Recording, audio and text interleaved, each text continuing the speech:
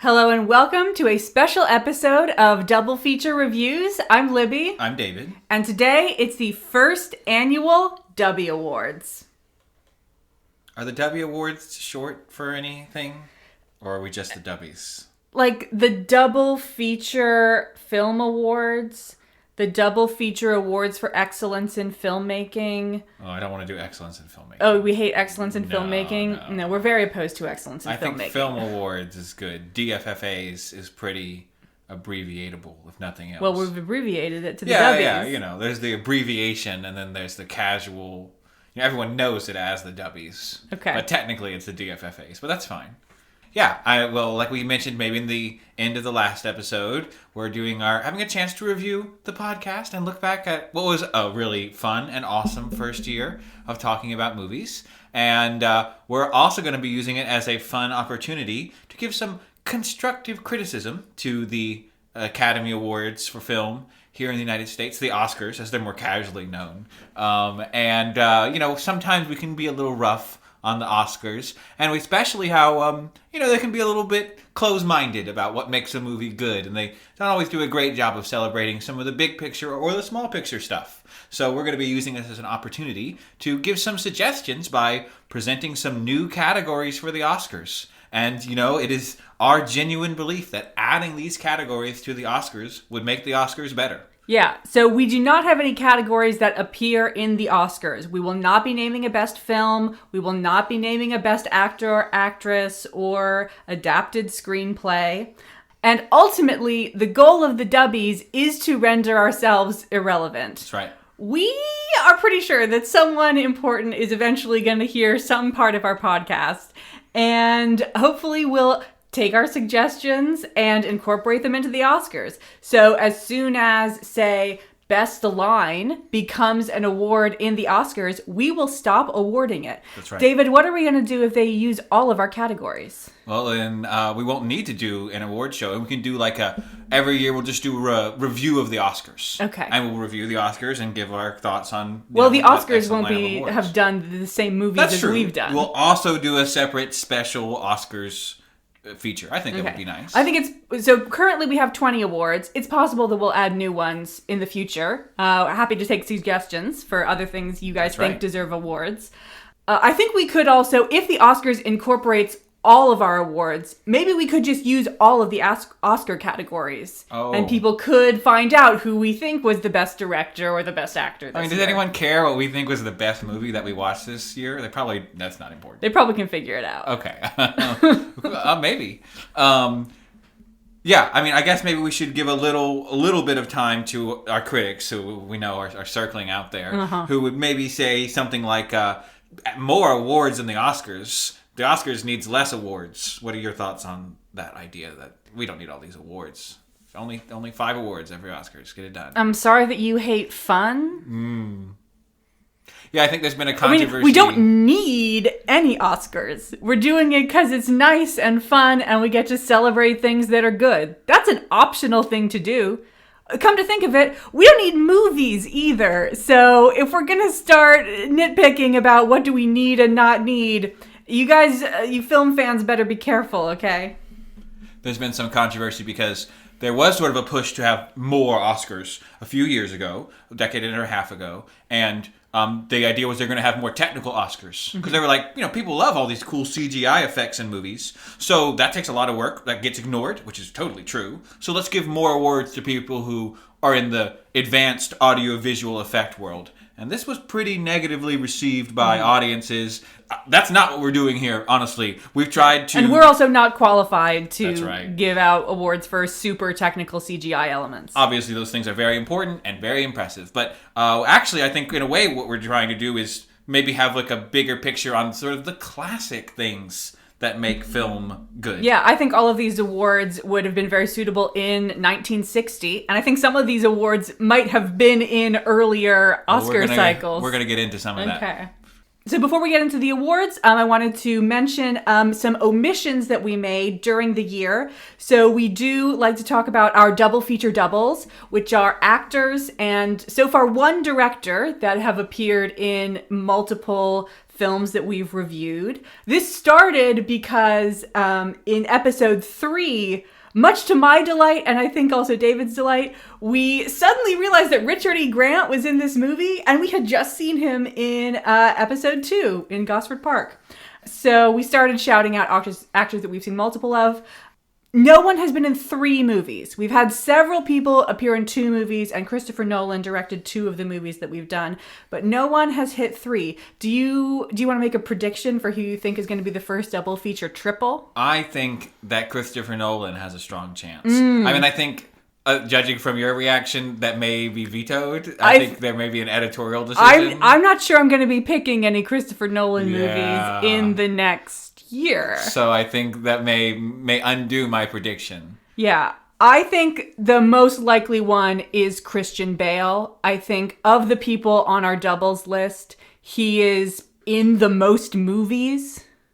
Yeah, that's interesting. Of course, I don't want to give away our list of potential upcoming films that might be included on the podcast. So I'm hesitant to get into much detail lest I have to start revealing what and who is in there. Although if it is... Christian Bale is in there somewhere. That's a fact. We have a list of probably hundreds of movies.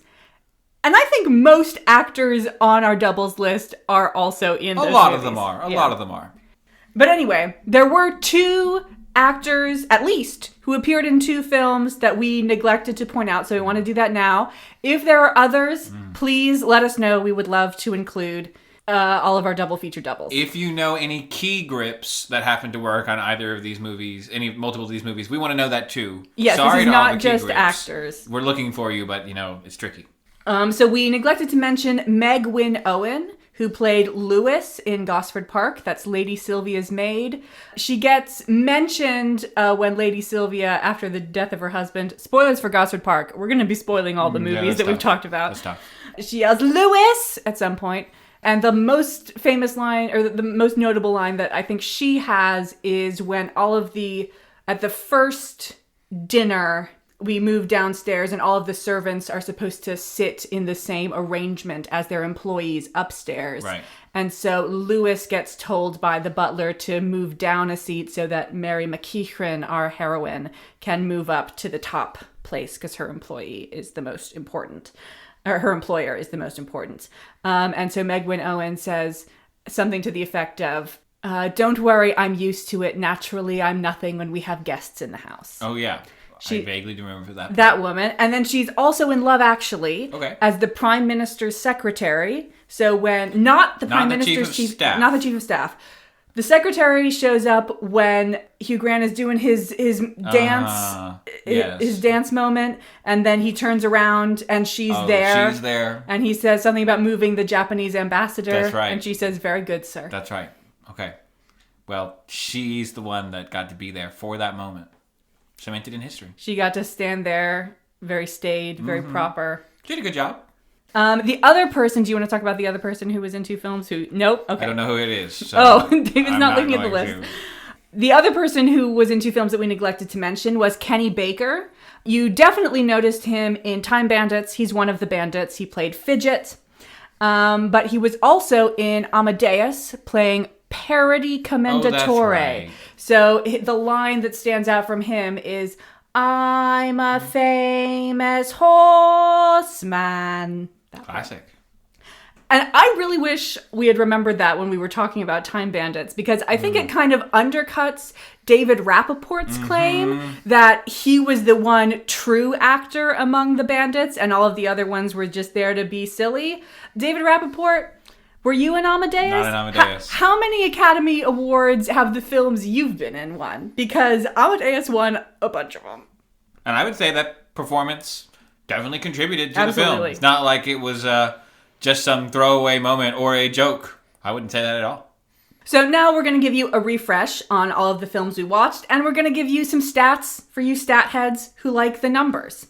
So all of the films from 2024, there are 23 of them. We did 11 episodes because we were buying a house, and so we skipped the November episode. Sorry, normally we're going to have 25 films.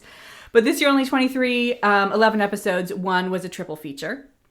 So the movies were Tea and Sympathy and The Children's Hour, Gosford Park and Knives Out, Portrait of a Lady and Dangerous Liaisons, the triple feature of Amadeus, The Prestige, and Black Swan, Guillermo del Toro's Pinocchio and AI: Artificial Intelligence, Time Bandits and Bill and Ted's Excellent Adventure, Barbie and Oppenheimer, Portrait de la jeune fille en feu, or Portrait of a Lady on Fire, and Call Me by Your Name, The Sound of Music and Cabaret, I Am Legend and Shaun of the Dead. That was the Halloween episode. And then Love Actually and Scenes of a Sexual Nature. That's the holiday episode. So the oldest film among those is Tea and Sympathy, the very first film we talked about. I think we didn't do a great job of picking earlier films, and I do want to ameliorate that in the future. But Tea and Sympathy is from 1956. The newest film that we did is a tie between Barbie and Oppenheimer, which were released on the same day in 2023. The films that were the furthest apart, so the pairs that were the furthest apart, is the triple feature, kind of any way you slice it. So obviously you might consider that it's cheating. If there's 3 films, you're more odds that they'll be farther apart. So the films that we talked about in the same episode that were released furthest apart were Amadeus and Black Swan, which were released in 1984 and 2010. So that's a 26-year gap. However, even if you're like, it's cheating to count the triple feature, Amadeus and The Prestige is the second biggest gap of 22 years. Well, that's still cheating. So if you're like David and you think nothing about the triple feature counts for any statistics, then the second place would go to Pinocchio and AI, which are 21 years apart. They were released in 2022 and 2001. Somewhat interestingly, those are kind of the only ones that are based on like a classic story adaptations, thus making it not that surprising. So, and the films that were released the closest are Barbie and Oppenheimer. No one's beaten that. Now we did sort of pick those, and in fact society picked those for us because they were released on the same day. So if you want to not count that one either, then the closest 2 films are Portrait de la jeune fille en feu and Call Me by Your Name, which were released 2 years apart. So our average gap is 8.4 years approximately. Well, I also love the stats. In keeping with our tradition, I thought it might be nice to have a real quick little quiz moment here for Libby, because I know Libby loves pop quizzes. Don't fucking do this to me.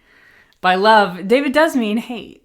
All right, well, we don't get too much into budgets here. The highest budget movie from this year was... Are we adjusting for inflation? Not adjusting for inflation. Okay, so it's going to be a recent movie. I'm going to say Oppenheimer. It's I Am Legend. I Am Legend cost $150 million. That's too much money. Yeah. Too much. Well, we talked in the podcast that it turns out that was also still not enough money. And it still looked cheaper than Oppenheimer. Oppenheimer's only $100 million. Barbie's $145 million. Okay. But Barbie's $145 million almost 20 years later. So yeah, I Am Legend was a really expensive movies. How about best...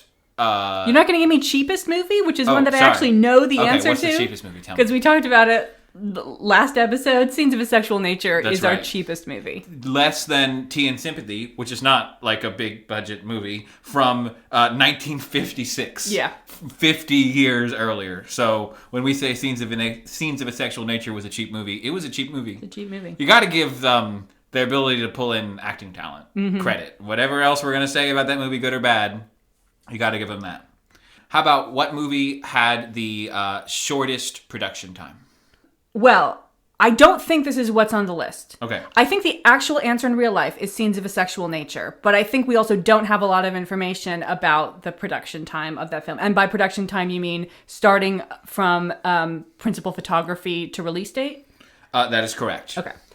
So I think the actual answer is Scenes of a Sexual Nature, but I don't think that's what you have written down. Scenes of a Sexual Nature is the shortest number of photography days. Okay. So how about well, I'll just tell you. So most photography days is Guillermo del Toro's Pinocchio, which took over 900 days. That makes sense photography. because it's puppets. It's claymation, but not clay. Shortest is Scenes of a Sexual Nature. Most days of post photography work before the film actually came out is Bill and Ted's Excellent Adventure, which was not actually done. As we talked about in the episode, the editing for that was done in less than 100 days. And then there was this long period where they almost canceled the movie thinking no one would watch this, when it turned out to be a big cultural smash. The fewest days of post-photography is technically Guillermo del Toro's Pinocchio because it was all photography. We already did that. Yeah. I would say that kind of doesn't count, in which case it is The Children's Hour. The Children's Hour and Tea and Sympathy are very low in total production time. They both have between 150 and 200 total production days. Yes, so. And they're both from a different filmmaking era. Old movies fast. Okay, how about... now, this one I think is interesting, and you may already know the answer to this question. What movie that we watched had the lowest IMDb score? Average vote rating. Average rating on IMDb, what was the lowest? Portrait of a Lady is going to be my guess. That is a close guess. That is number 2. Is it Scenes of a Sexual Nature? It's Scenes of a Sexual Nature. Okay, it was going to be one of those. Those are both below everything else at 5.9 and 6.2. Now, what movie has the highest rating on IMDb? Yeah, so I think it's not going to be the one that I sort of generally think of as the most popular on this list. It's going to be something that's more niche. Okay. I was hoping your facial expression would give me a hint I've run but a quiz or two before. David has too much of a poker face. Okay, highest rating on IMDb. That's so right. People who think of themselves as film people.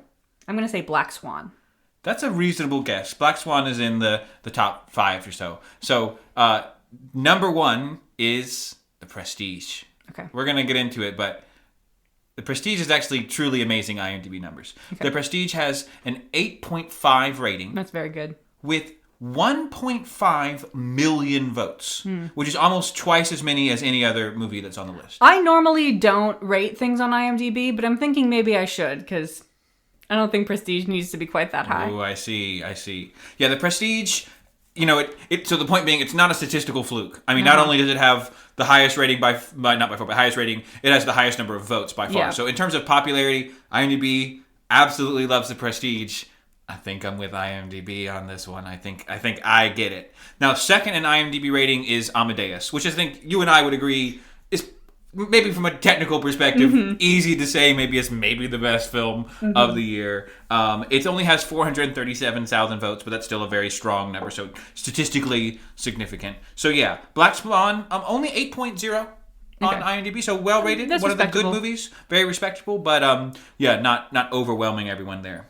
Okay, how about Rotten Tomatoes? Highest and or lowest guess? Okay, so Rotten Tomatoes is more critic-oriented than Average Joe, but Average Joe who thinks of himself as a film person. That's right. Okay, so you want lowest? Lowest and or highest. Okay, lowest and highest on Rotten Tomatoes. I'm going to say lowest is Scenes of a Sexual Nature.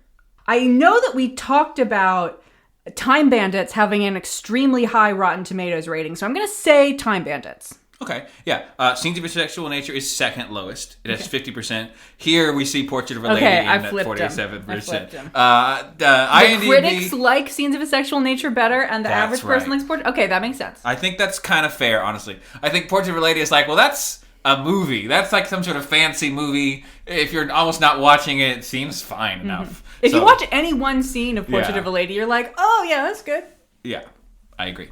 And then highest on Rotten Tomatoes is Knives Out, tied with Portrait of a Lady on Fire. Okay. They're both at 97%. Guillermo del Toro's Pinocchio is at 96%. So it's really those three that are up there at the top. Okay, last one. So highest and lowest, and we've sort of already given this away. That's okay. Return on investment. Now, this is for nominal return on investment. So this is what's listed as the movie's budget and listed as the movie's gross. We all know that's not real. But it's kind of nice because it kind of scales pretty well with inflation. So we're talking percentages here. Highest percentage return on investment. So are we counting Pinocchio in this list? Because that's a good question. Mathematically, according to reporting, lowest return on investment. We'll say no. I mean, my brother could only give so much for that ticket, and it wasn't enough. We'll say no. We don't know. We'll put that as a question mark. Pinocchio is N/A for return on investment. Okay. Highest return on investment, I think, is Black Swan. Okay. Lowest return on investment. I believe Scenes of a Sexual Nature did not make its budget back. And I think that might be the only film from this year for which that is true. Aside from I Am Legend. Actually, I'm changing my mind. I Am Legend, which had a much higher budget than Scenes of a Sexual Nature, even though there was run at a deficit. So yeah, those are my... Okay, the answer is, for lowest, it is Scenes of a Sexual Nature. Oh, I talked myself out of it. Did make its money back. It's considered a financially successful movie. They did just fine. They're making the sequel. They made $435 million. It's a return on investment of 290%. So, yes, it was a bloated and troubled production, but it's considered actually a success. They pulled it off. So Scenes of a Sexual Nature and Portrait of a Lady both did not make their budget back. Okay. Scenes of a Sexual Nature is minus 34%. Portrait of a Lady is minus 31%. So those are our two failures. The lowest one that was not a negative is The Children's Hour. That's only 39%. And then it's Tea and Sympathy and Portrait of a Lady on Fire, both at 100%. So I think that's one part of the conversation. Well, those are the two earliest films and a non-English language film. Mm-hmm. That's right. Something to note. That's right. And how about, did I get the highest one correct with Black Swan? Ah, that's right. Thank you, reminded me. You did not get that correct, although it's a great guess. Okay. Again, as we talked about in the movie, or in the episode, The Black Swan is hugely underrated as a financial success. It's a massive financial success. No, the biggest financial success is The Sound of Music. Which, not even including the many decades of licensing and re-releasing, still on its nominal numbers, is still... So Black Swan is 2,438% return on investment. Okay, it was a good guess. Very good guess. Sound of Music is 3,475% return on investment. So it's actually, again, a pretty expensive movie for the time. That was not a cheap movie. Yeah. But they made I knew Black Swan was not that expensive. That's right. Yeah. It's a very natural guess there. Very natural guess there. Okay, am I done being quizzed? Do you want to do? We'll skip the quiz parts. So for awards, most total nominations, and I believe I most think I might total. be better at this. Oh, okay, fine. So, we want to know we're going to do this as totals. So, Oscars and BAFTAs, or we could just do Oscars if you prefer. Honestly, maybe Oscars is easier for you. Yeah. So we'll do Oscars. So we want to know most nominees and most wins. One film which film has the most nominees? Which film has the most wins? Most nominees, Oppenheimer. Most wins, Amadeus. Okay. Men whose name begin with vowels. That's what the Academy loves, and I'm not joking. So that is not the correct answer. Okay. The actual correct answer for both is Cabaret. Oh, interesting. Cabaret had 3... Wait, hold on. Are you sure? No, I'm not. I'm pretty sure, but now I'm less sure than I thought I was a second ago. Hold on. Yeah, so Cabaret has 13 Academy Award nominations to Oppenheimer's... Oh, they both have 13. Okay, so it's a tie for nominations. Okay, so I was kind of correct for nominations. You got it. But then Amadeus has 6 wins.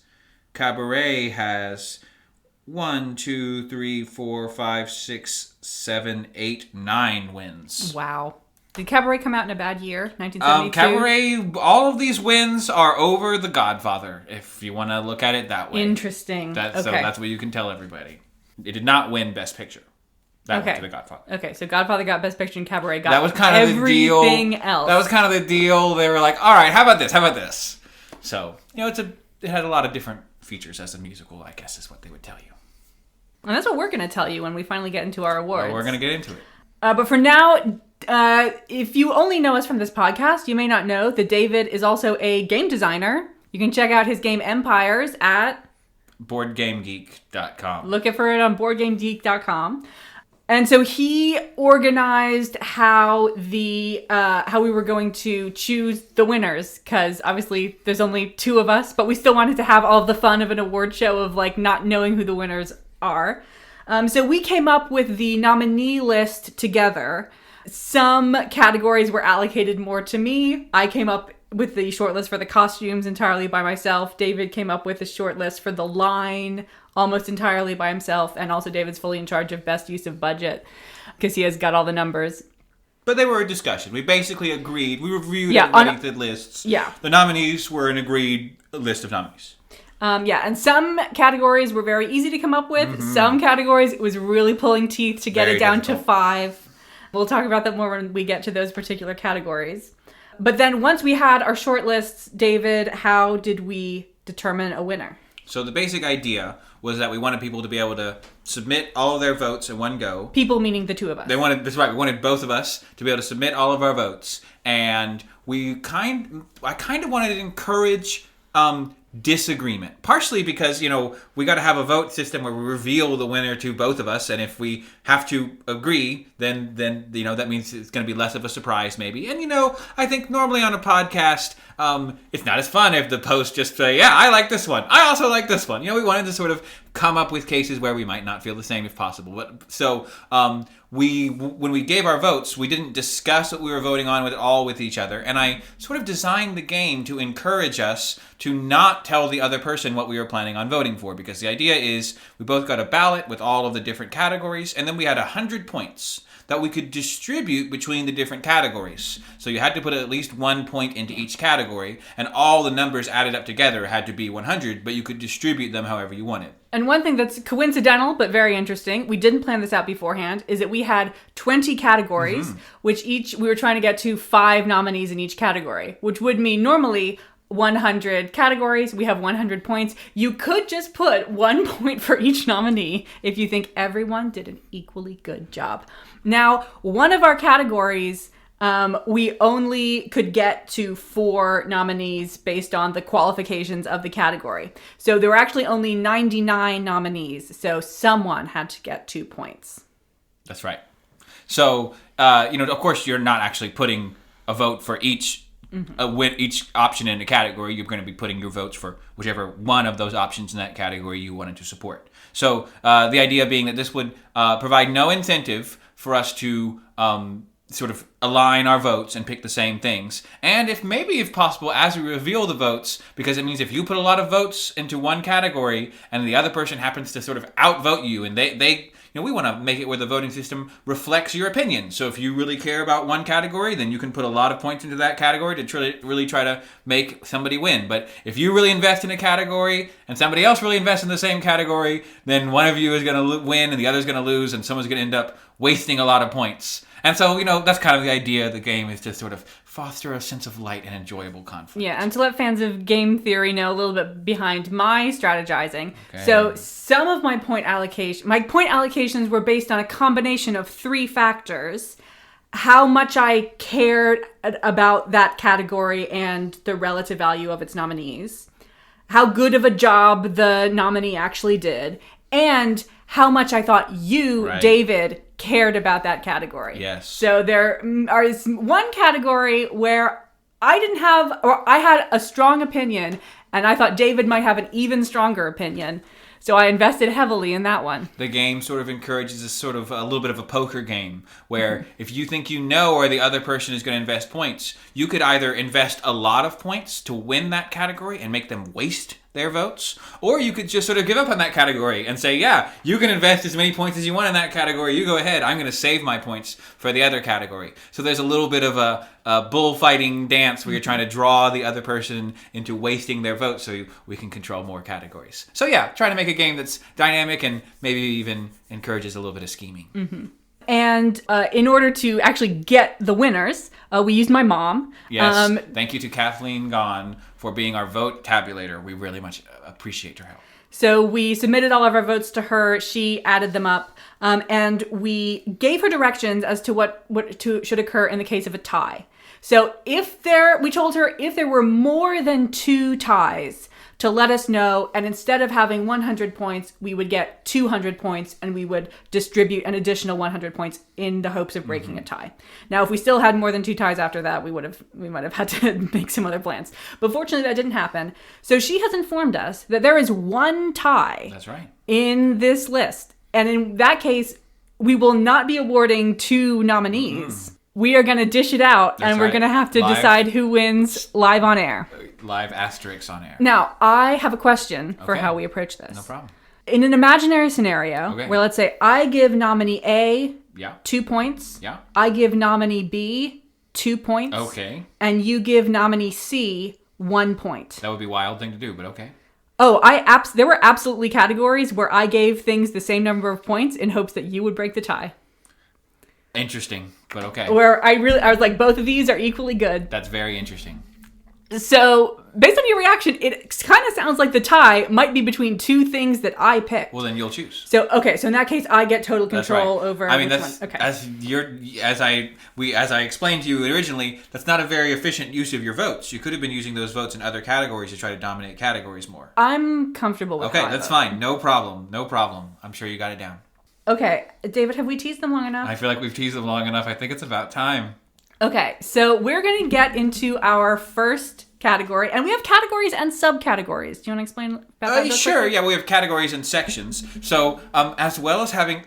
We just had so much fun with this. I wish I could lie and just say that we just did this for fun, even though it's not even a normal episode. Who knows how exciting this will be for the listeners out there, but we had tons of fun. And so as well as thinking about what the categories of nominees should be, I thought a little bit about how it would work actually to deliver these awards as part of a show, because that's part of the Academy Awards. So I tried to sort of order them in a way where they're grouped into sections. So we're going to do all of the awards that go to one of the performers in the movie first. And then we're going to go to a couple of awards that go to the music director for the movie. So they're sort of grouped by who gets... By job, yeah. Thank you. By position, role. And yeah, we sort of tried to think about what would make a good show. A good show that would respect everyone's realistic needs, that would kind of have a nice mix between some more sort of serious, filmy categories and some light, fun categories. So yeah, we'll see how the show goes. Okay, so we're going to be starting with several awards for performers. And the first one, you should expect it from us, is Best Cameo, the award that inspired the Dubbies. So I'm going to be reading out the nominees. We'll explain exactly what the award means. And then I will cut through the tape that is holding our folded piece of paper closed. Hopefully my mom's handwriting will be legible. She is not known for this. And we'll find out who the winner is, unless the first one is a tie, in which case we're immediately gonna have to sort that one out.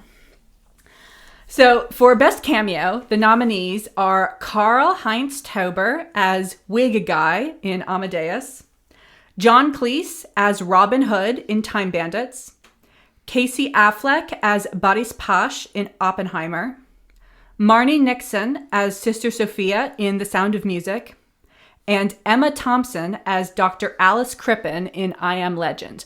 All of the nominees are listed in the order that we watched the movies in. So Carl being first doesn't mean anything. It's not alphabetical.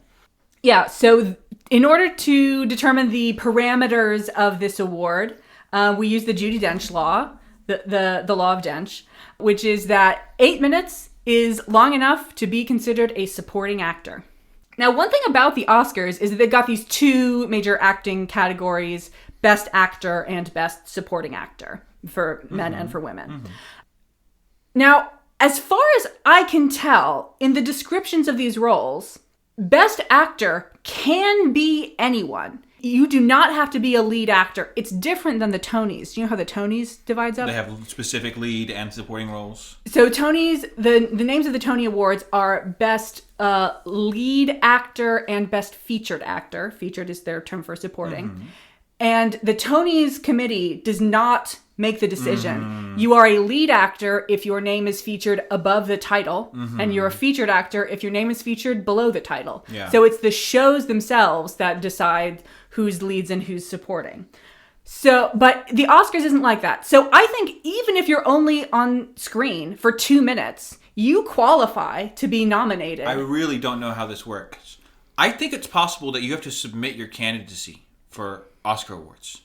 And so it's possible that the nominee, the film producers have to submit their candidacy for Oscar awards. So it's possible that this is selected, like the Tonys, by the producers that are right. So the producers are picking the nominees. Yes. But there's nothing in Best Actor or Best Actress that says that they have to be a lead. I'm not aware of any rule like that. So you could be on screen for 2 minutes in a 3-hour film and be eligible for Best Actor or Best Actress.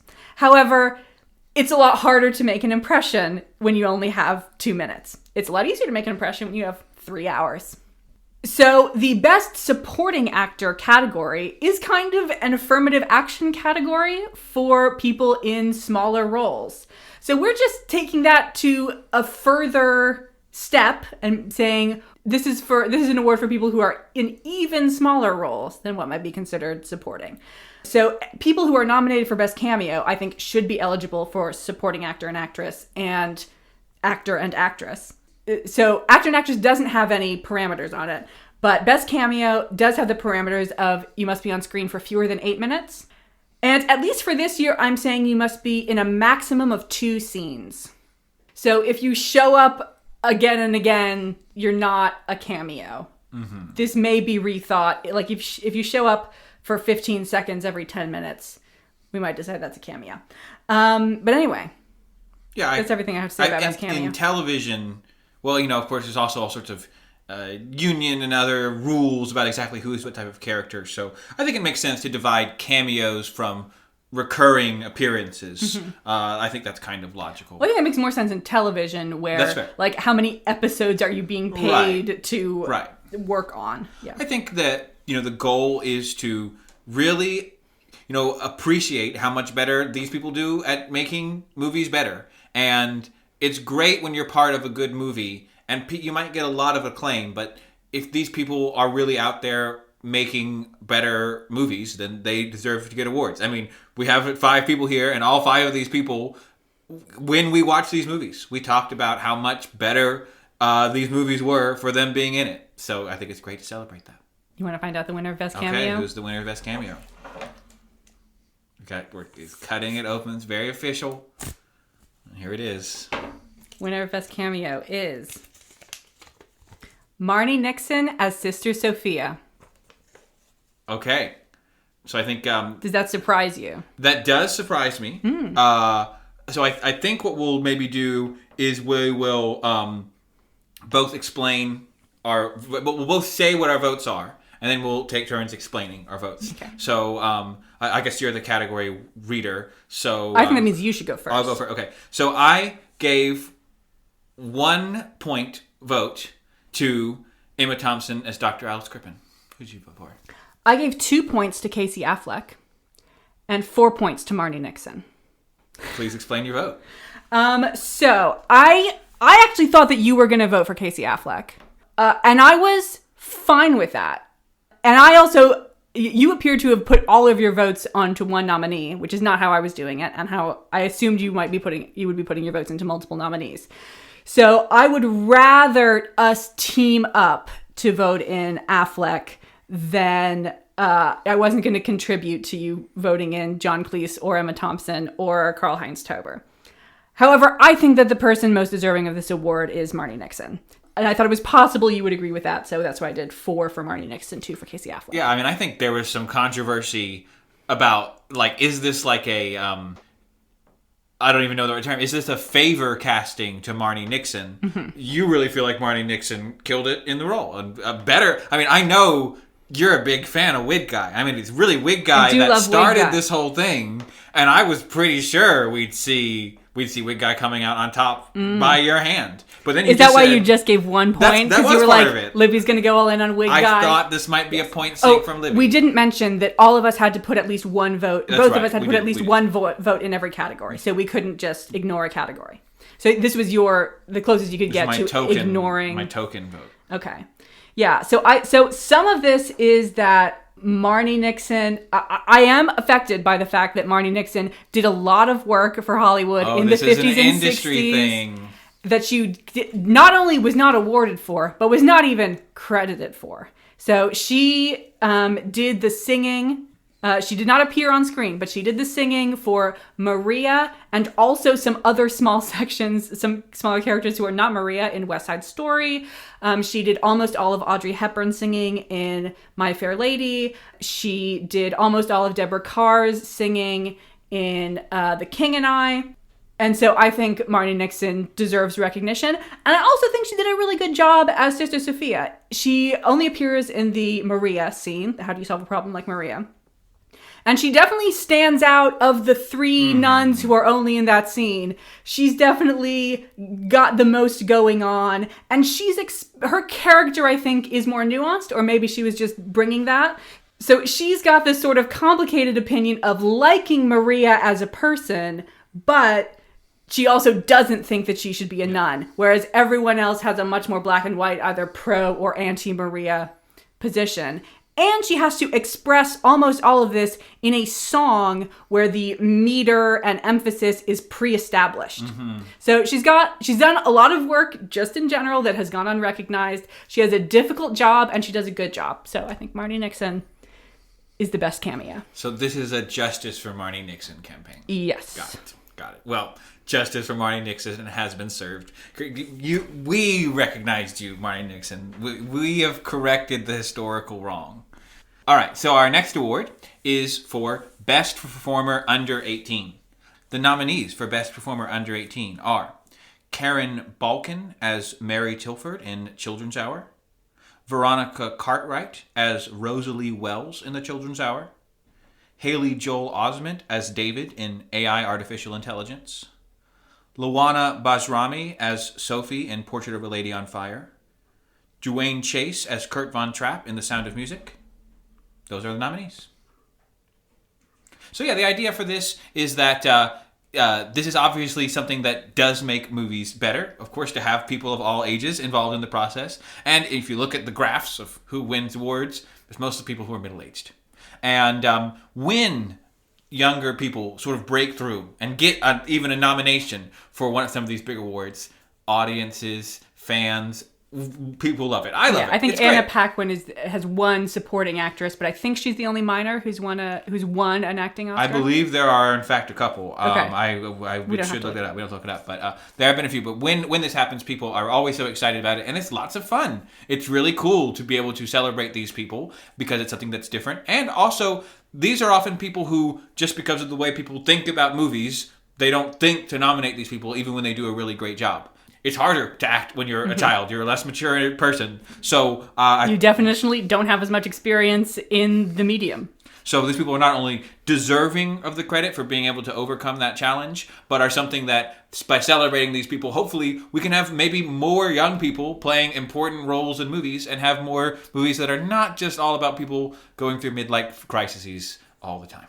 Yeah, and I think it's also, even though the award is going to the actor, this is sort of a way of honoring the film in general and the people who were working up at higher levels on the film. Because when you cast a minor, you do have to deal with additional restrictions on filming. So children are not allowed to work more than 8 hours a day. So like if you're working with adults, if you really need to get this scene finished and it's not working or the weather isn't cooperating or costume and makeup took way longer than you expected and you need to do like a 12, 13, 16-hour day, you can do that with adults, but you cannot do that with children. You're not allowed to make them work longer. So the filmmakers are accepting additional restrictions when they do this, and we want to say, do it anyway. All right, so the winner for the best... Oh, I have the special scissors. Okay, here we go. The winner of the Best Performer Under 18 is Luana Bajrami as Sophie. All right, Libby, who was your vote for? I gave 1 vote to Karen Balkin as Mary Tilford and 2 votes to Luana Bajrami as Sophie. I gave 4 points to Luana Bajrami as Sophie. So yeah, I voted for Luana Bajrami. I think that her performance is the best performance of anyone in this list. She's in the most demanding role. Absolutely. Most is asked for her both in terms of how much she has to contribute to the story. I mean, she's really the main moving force in The Portrait of a Lady on Fire.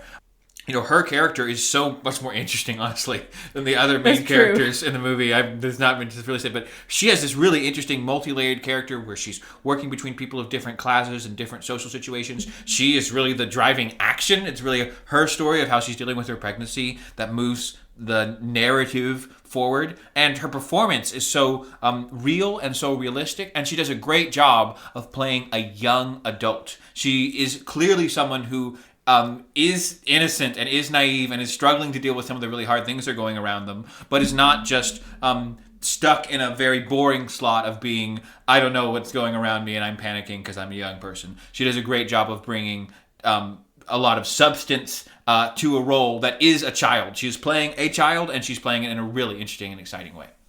So congratulations to Luana. It seems like there's not a lot of disagreement there. Luana did the best job of anyone from this list. Yeah, I allocated 1 point to Karen Balkin because Luana was 17 when she filmed this role. She is the closest to being an adult, and everyone else that we nominated was, I think, under 14 or possibly even younger. So I did feel a little bit bad about just picking the oldest person. In a way, I think, though, it is a little bit unfortunate, and I think if this becomes a real award, we are going to see a lot of 15, 16, and 17-year-olds win the award. That's somewhat unavoidable. Mm-hmm. Again, all of those same challenges that make this award necessary are why we're going to see that. And I think that just sort of proves why there is a value of at least trying to pull that window down. Eventually, maybe we can have a best performer under 12 or whatever. Yeah, something like that. I'm not sure it's the time for that right now. One thing I'll just say about the award before we move on to the next one is, I think this type of award that awarded children and teenagers, if this award was in the Oscars ceremony, it would make people want to pay attention. It would make people that don't often watch the Oscar ceremonies be more interested in watching it. And that's part of why we have it. Including children. Yeah, I have it at the beginning. So I think this would be something that would be good for the Oscars to consider for artistic reasons, but also for commercial reasons. This is opening yourself up. And if they made a bigger effort to attract younger people, we have some other awards that will hopefully make that point as well. So the next category is still going to a performer. This is the award for Best Singer. And the nominees are Jeremy Northam in Gosford Park, Ryan Gosling in Barbie, Julie Andrews in The Sound of Music, Charmian Carr in The Sound of Music, and Liza Minnelli in Cabaret. So I think in the modern Oscar system, the Best Singer is awarded with an acting award. That's just sort of, acting is considered to be part of the whole system. Like, acting is considered performance. But our point here is that acting is only one type of performance. And if you watch a lot of like Golden Age films from like the 40s and 50s, especially musicals, which were really big back then, it becomes pretty clear that the MGM and other big studios were taking people who were either really good actors, really good singers, or really good dancers, and then they made them do all three of those things, and then they all got awarded in the same way. So we just want to separate those out and say that acting and singing are very different skills that people spend years mastering. So even if you are not the world's best actor, maybe you're the world's best singer. Yeah, and as you pointed out, especially historically, because all of these things were such a big part of movies, some of my favorite movies and some of the performances and contributors that I enjoyed most in movies are people who are listed as actors, but are not necessarily great actors, but are great singers or dancers and are contributing to the movie that way. And I think it's very difficult for these people. In the time when they were living, they weren't winning Best Actor Oscars because when people think actor, they think of the classical skill of acting. And I think we're going to get into this more as we move to this next sort of series of awards where we talk about the really difficult and troubled relationship that the Academy Awards has with musicals. I do need to kind of set the scene here and say there is an Academy Award nominee on the books for musicals. There is an Academy Award for Best Musical.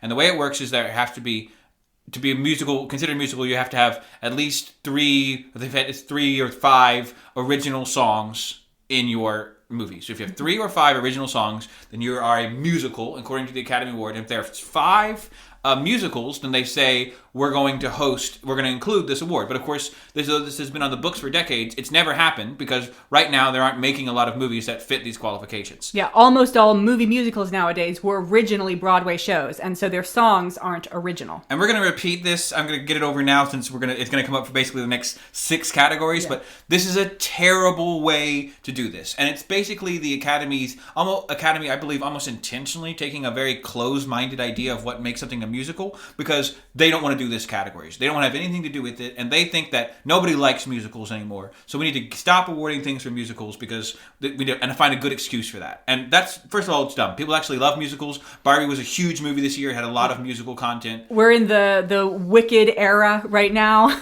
The As idea we're that filming, people recording. don't want musicals. It's not 1978 anymore. We're all aware of the backlash that happened in the late 20th century. And these people who run the Academy, who were mostly in their heyday 50 years ago when that thinking was relevant, are so dogmatically stuck on this mindset. And so that's ridiculous. We need to have musicals and we need to find ways to reward them. This way that they're setting up the quote-unquote best musical category is sort of surgically designed to make it where they don't have to do it. First of all, they say that they have to be original songs. Well, first of all, they say that the one movie has to have many original songs. So if you have a movie that has a part of it is a musical and has a few original songs, doesn't count. The Academy has no interest in awarding those films as musical films. Because it's got to be all musical. Either you're a musical or you're not a musical. And this is such a bad box to try to force movies into, and I hate it. And also, they say that they have to be original songs. Well, Cabaret, Sound of Music, some of the big musicals that we're including in this list, they weren't original songs. A lot of musicals are adapted from stage plays. That doesn't count. The Academy Award does not want to reward these people. Wicked, all of this big stuff that's going on there, this does not count. It's doing nothing for Best Musical. And there has to be 5. So either society suddenly totally changes the way it starts making movies, or we can't do anything. I mean, it's clearly Academy is not trying to encourage these movies from being awarded and encourage musicals from being made. It's not willing to give the people who get it started any credit. So what we're trying to do here is we're trying to break that down and say, look, there's lots of things that are related to musical-type movies, and they deserve to get awards. And if we start giving these things awards, then we'll start making more movies that have those elements. So with that said, the winner of the Best Singer Award is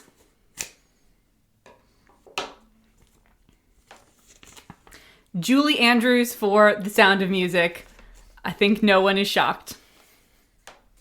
I voted 1 point for Julie Andrews. I voted 1 point for Jeremy Northam, 1 point for Julie Andrews, 1 point for Liza Minnelli. I was pretty sure that you were going to pick Julie Andrews, so I just sort of evenly distributed mine in case you surprised me.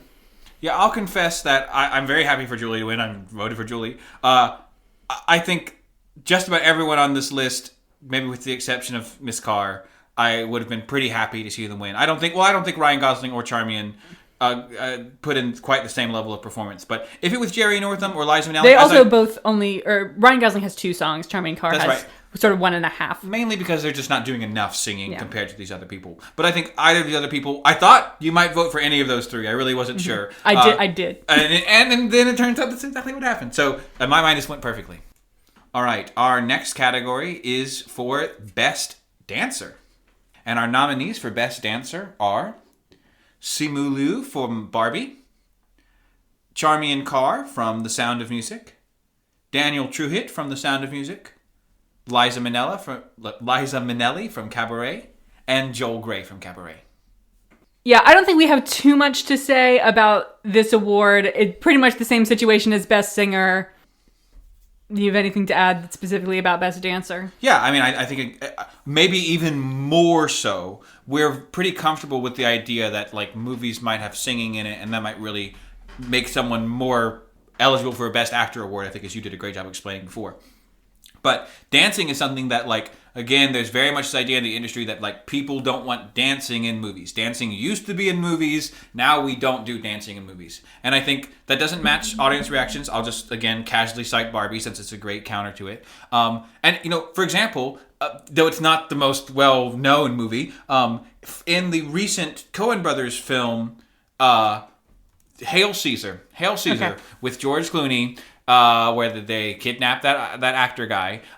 In the Hail Caesar, probably the most acclaimed part of that movie is Channing Tatum's big dance number where he's a gay 50s sailor. And people love this dance number. It's superb dancing. And when this came out, that's all anyone wanted to talk about when it came to Hail Caesar. And it contributed a lot to that movie getting awards buzz and being a big movie as it was. The rest of the movie really wasn't that good. So why not just award the dancing? So it seems like it's a huge shame that Channing Tatum did not win an Oscar award for that sequence. I think he deserved it. And I think what it showed, again, is that people do want more of that sweet, sweet Channing Tatum dancing content in their movies. In fact, Channing Tatum dances in a lot of his movies, and people normally really like it.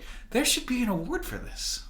Yeah, and why not just give Channing Tatum the award for Best Dancer as opposed to letting his performance sort of vaguely contribute to a nomination for Best Film, which it's not actually going to win because that's the only good part. All right, so the winner of the 2024 Dubby for Best Dancer is... It's Charmian Carr from Sound of Music. Okay. Okay, I'm announcing how I allocated my votes. I gave 4 votes to Charmian Carr and 4 votes to Daniel Truehead. Okay, well, thank God. I gave 2 votes to Charmian Carr. And this was an anyone but Daniel campaign. This was all about making sure that Daniel Truehead did not win this award. You think he did a bad job? I didn't want him to win the award.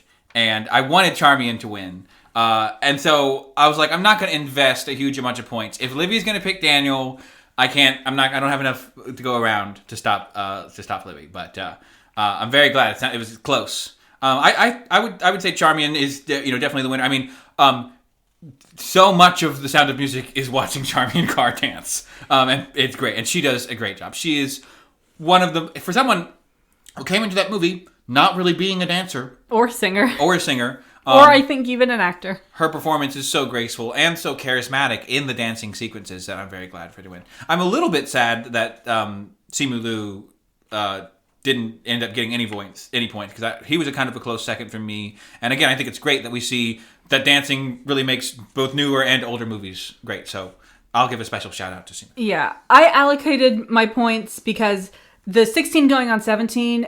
Of all of the dance numbers in all of the films we watched this year, that is the most technically challenging of any dance number that we did. And they executed it just as well or better than Simu Liu in the I'm Just Ken or Liza and Joel in any of the Cabaret numbers. So, I think Liza and Joel did a great job dancing in Cabaret, but not as much was asked of them. Yeah, I think Liza and Joel are very good dancers, I'm sure. And I know that the dancing in Cabaret, as I guess we'll get to at some point soon, the choreography, of course, has gotten so much attention and has such a famous name behind it. But I don't think the dancing in Cabaret is anything. I think they're mostly just sort of leaning and walking around. So to me, they weren't. Yeah. Mine Hair does have some athleticism. Some. That's demanded. But yeah, it doesn't have those lifts, that promenade hold spin that they do. It doesn't have the same level of grace. I think in what's being asked of them. Again, I think they're maybe very talented people. Okay, so that is all of our performer categories. Now we're going to move on to the awards for music director, starting with Best Music. In this, the nominees are Patrick Doyle for Gosford Park, John Strauss for Amadeus, Mark Ronson and Andrew Wyatt for Barbie, Erwin Costal for The Sound of Music, and Ralph Burns for Cabaret. The idea for Best Music is that there's already a Best Original Music or Best Original Score or whatever we're calling it this year. When I go to a movie, I think it's great to celebrate especially the people who create original scores because that's creating new things that never existed before, and that's awesome. And I think it's great to have very custom music that really finely accompanies a film. That's awesome. But when I go to a movie, that's not really what I care about, is whether or not the score is original. What I care is how much am I enjoying listening to this music and how much does it contribute to the movie. And so I think this is something, again, that a lot of people who don't consider themselves super big film fans still really enjoy some soundtracks. That people say, well, my favorite movie soundtrack is X. And it might be a soundtrack of a bunch of pop songs. And they might be great pop songs that are really fun to listen to. The Shrek soundtrack is enduring and extremely popular. So Best Music is an opportunity for the Oscars, as we'll familiarly call them, the Oscars, to have a little bit of a Grammys inside the award show, where there should be an award for just the movie that has the best music in it. We still keep original score. That's right. This is not supposed to replace that. But just for the movie that has the best music in it. And it might be an original score. It might be a collection of pop songs, whatever.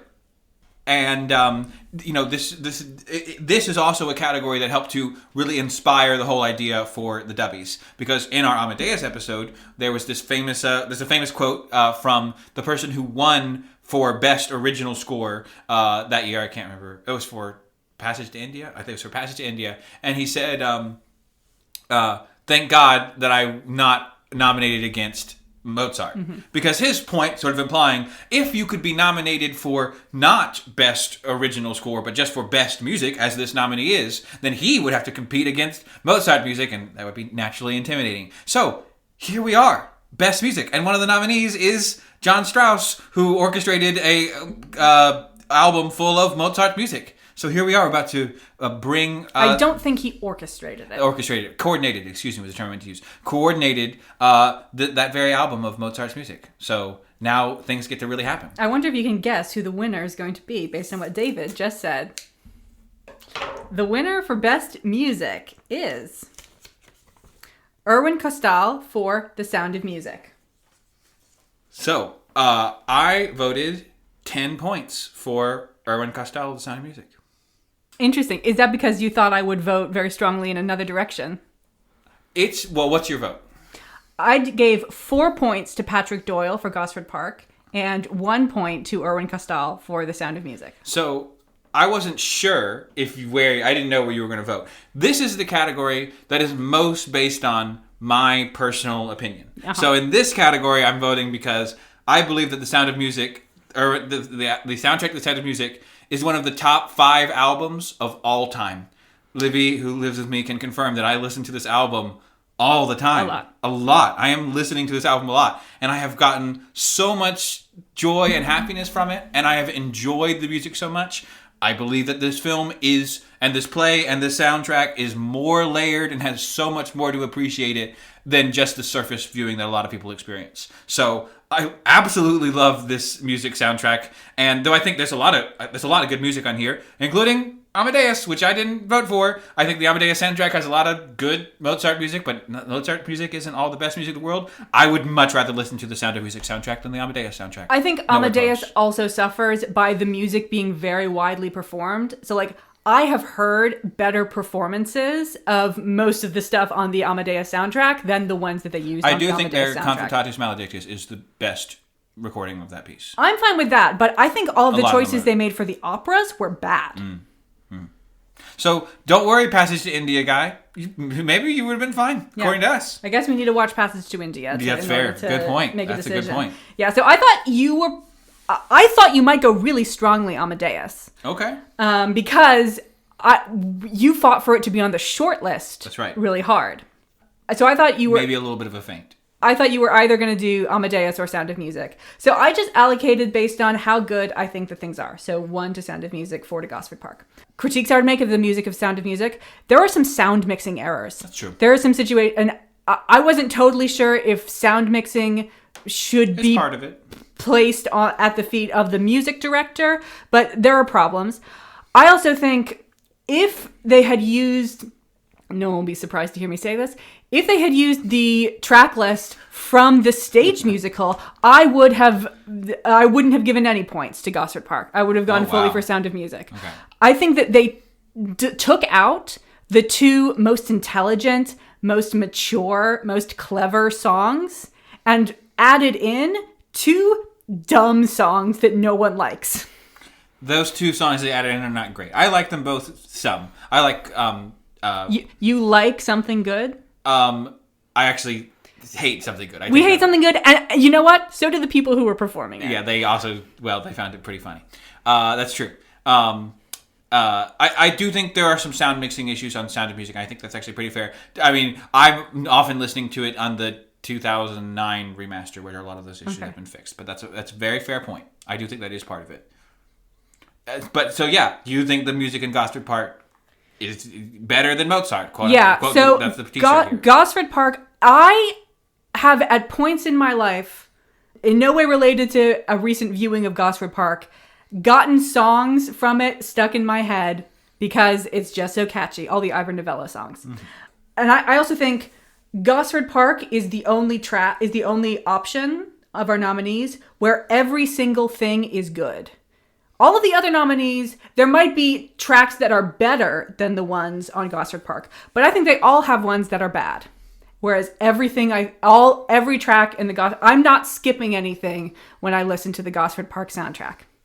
And I think it's also integrated very well into the story. And I think the performances, which I think is what the music director is really doing, the music director's job is to get a good performance out of the performers. I mean, the music director's job is to arrange and decide what music goes into the movie. It may be to direct performers. But again, I think it's interesting in this category that what we didn't see nominated, as some critics of this proposal have said in the past, is we didn't see, it's not all pop songs. Mm-hmm. It's not like it's all Beatles covers, rap songs, or whatever music you think is bad. We didn't nominate Shaun of the Dead. It wasn't Shaun of the Dead with the Queen in it, not because it wasn't. I do very much enjoy that Queen song. We're both big Queen fans. But yeah, that's what happened here, and I think it just goes to show that's not what would overwhelm such a category if it existed in real life. Yeah, I think there are. I skip a lot on the Gosford Park soundtrack. I think there are 2 really good songs there, and we're about to talk about them soon. Yeah, so next category is also for a music director. That's right. Our second category for the music director is for Best Adapted Song. The nominees are Patrick Doyle for What a Duke Should Be in Gosford Park. Patrick Doyle again for The Land of Might Have Been in Gosford Park. Erwin Costal for The Sound of Music from Gosford Park. Nope. The Sound of Music from The Sound of Music. You guys were not watching Gosford Park close enough. Erwin Costal again for Maria from The Sound of Music. And Ralph Burns for Cabaret from Cabaret. So yeah, there are 2 title songs in there. So it's a confusing list to read. But anyway, yeah. And also, for people who don't know which song Maria is, you probably know it as How Do You Solve a Problem Like Maria. That's right, from the beginning. The one that Marnie Nixon is in. Actually, both of these Sound of Music nominations come from the opening section of The Sound of Music. Yes. Yes, the idea behind this category is, well, we sort of talked about already, there is a best original song. Sometimes for songs that are in the background, sometimes for songs that people are singing in the actual movie.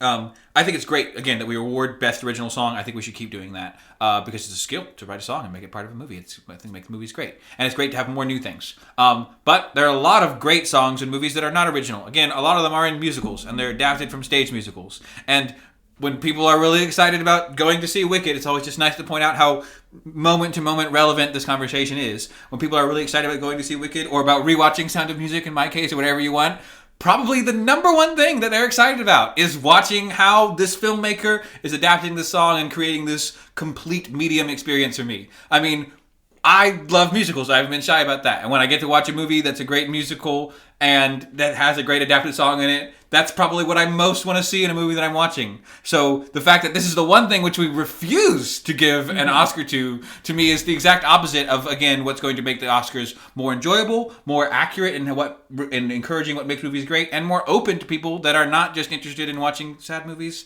about people's midlife crises.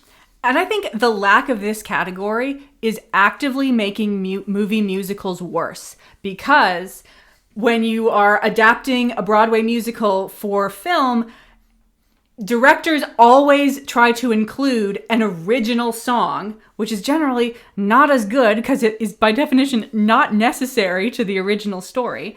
And they include an original song as Oscar bait so that it can be nominated, kind of this song isn't that good, but we're nominating it in honor of all of the songs that we weren't allowed to nominate. Just nominate the songs you want to nominate, guys. We put this Oscar category in, and you guys get 5 minutes of your life back from every movie musical that gets made from here on out. Yeah, why are we incentivizing people to put a lot of work into the part of the movie that people don't actually care about? Okay, so the winner for Best Adapted Song is Erwin Costal for Maria from The Sound of Music. So, what did you vote for, Libby? Can I ask that you reveal your totals first? I put in 15 points for Maria from The Sound of Music. I gave 1 point to What a Duke Should Be, 1 point to The Land of Might Have Been, 1 point to The Sound of Music, and 1 point to Cabaret. We took completely divergent strategies in this vote. I was like, all of these are fine, except Maria. In this case, my voting was highly motivated by the fact that I knew Libby was not going to be voting for Maria. And I wasn't going to let that injustice happen, of course. And you thought I would vote really strongly for one of the other ones? I thought you would do that to prevent Maria from winning. I thought you would pick one of the Gosford Park ones. I didn't bank all your points. I think you knew that I was not going to vote for Maria, but I didn't know that you felt so strongly about it. Well, I think from this list of 5, the problem with this list is that it should be 5 songs from The Sound of Music, and it's not. So yes, we did decide that we were capping that no film was allowed to be nominated more than 3 times in each category. I did not decide that, but it was done that way. We did. I said that, and you said fine. Sure, it is fine, and it should be 5 songs from The Sound of Music. And I really enjoy The Sound of Music as a song. I think Maria is better. I really like The Sound of Music. I have not been shy about this. And I love the song, How Do You Sell a World Like Maria? I know some people love it, some people don't. I think the way that it is shot in the film is great. I think the story... Which is not relevant to the Best Adapted Song category, the way it's shot. That's true. The story that the song tells is fun and interesting. The way it discusses childhood and girlhood is intelligent and thoughtful. And... I have a powerful memory of being a 8-year-old person listening to the song and thinking, this movie is magical. So, on a personal level, on an intellectual level, I knew that it was going to be up against stiff competition. So I was going to do what it was going to take to pull it through. Yeah. So my thoughts on Maria, it has the most egregious sound mixing errors of anything on the track. I think that Marni Nixon is the only one delivering a superior vocal performance. I think all of the other ones are, as the kids would say, mid. And I think that the 2 sort of minor characters who are not being played by Marni Nixon are not doing a great acting job. Good on that one? I'm very happy that Maria is winning this award, and I'm going to be celebrating with Maria at the after party, and it's going to be great. Okay, I don't think Maria is a bad song. I think every other song on the nominee is better than it. Every other nominee is better than it. Well, fortunately, you had 100 points to distribute so that you could represent, your feelings, and I'm glad that you were able to express that accurately. Okay, so that's it for the music director categories. We're now moving on to the choreographer categories. So, first choreography award, will not shock you, is Best Dancing. And the nominees are Twyla Tharp for Amadeus, Benjamin Millepied for Black Swan, Jennifer White for Barbie, Mark Bro for The Sound of Music, and Bob Fosse for Cabaret. I'm actually really surprised that Best Dancing isn't already an award. It seems like of all the ones we've complained, the sort of musical related awards. You'd think that they'd have it in there as sort of a token musical related award, just to show, again, this shows the almost intentional campaign that the Academy Awards have staged against musical movies. And it's been designed to make them feel more relevant and more hip, but actually it just shows how out of date they are with the viewing audience. See, this is the episode where we're going to be nice to the Academy Awards, be really constructive. So I think you get the picture. Let's hear the winner. The winner of the Best Dancing Award is Jennifer White for Barbie. I gave 6 points to Jennifer White for Barbie. I gave 2 points to Bob Fosse for Cabaret. I'm surprised only 2 points for Bob Fosse for Cabaret. I thought you were definitely going to also vote for Bob Fosse. Well, I voted for Jennifer White for Barbie. I enjoy the dancing in Cabaret. I've heard so much acclaim about it. The dancing in Cabaret has never meant anything to me, and I've never found it artistically accessible, even though I love Cabaret as a film, and I think it's shot and the acting and lots of parts of it are great. But I think the dancing is the worst part of Cabaret.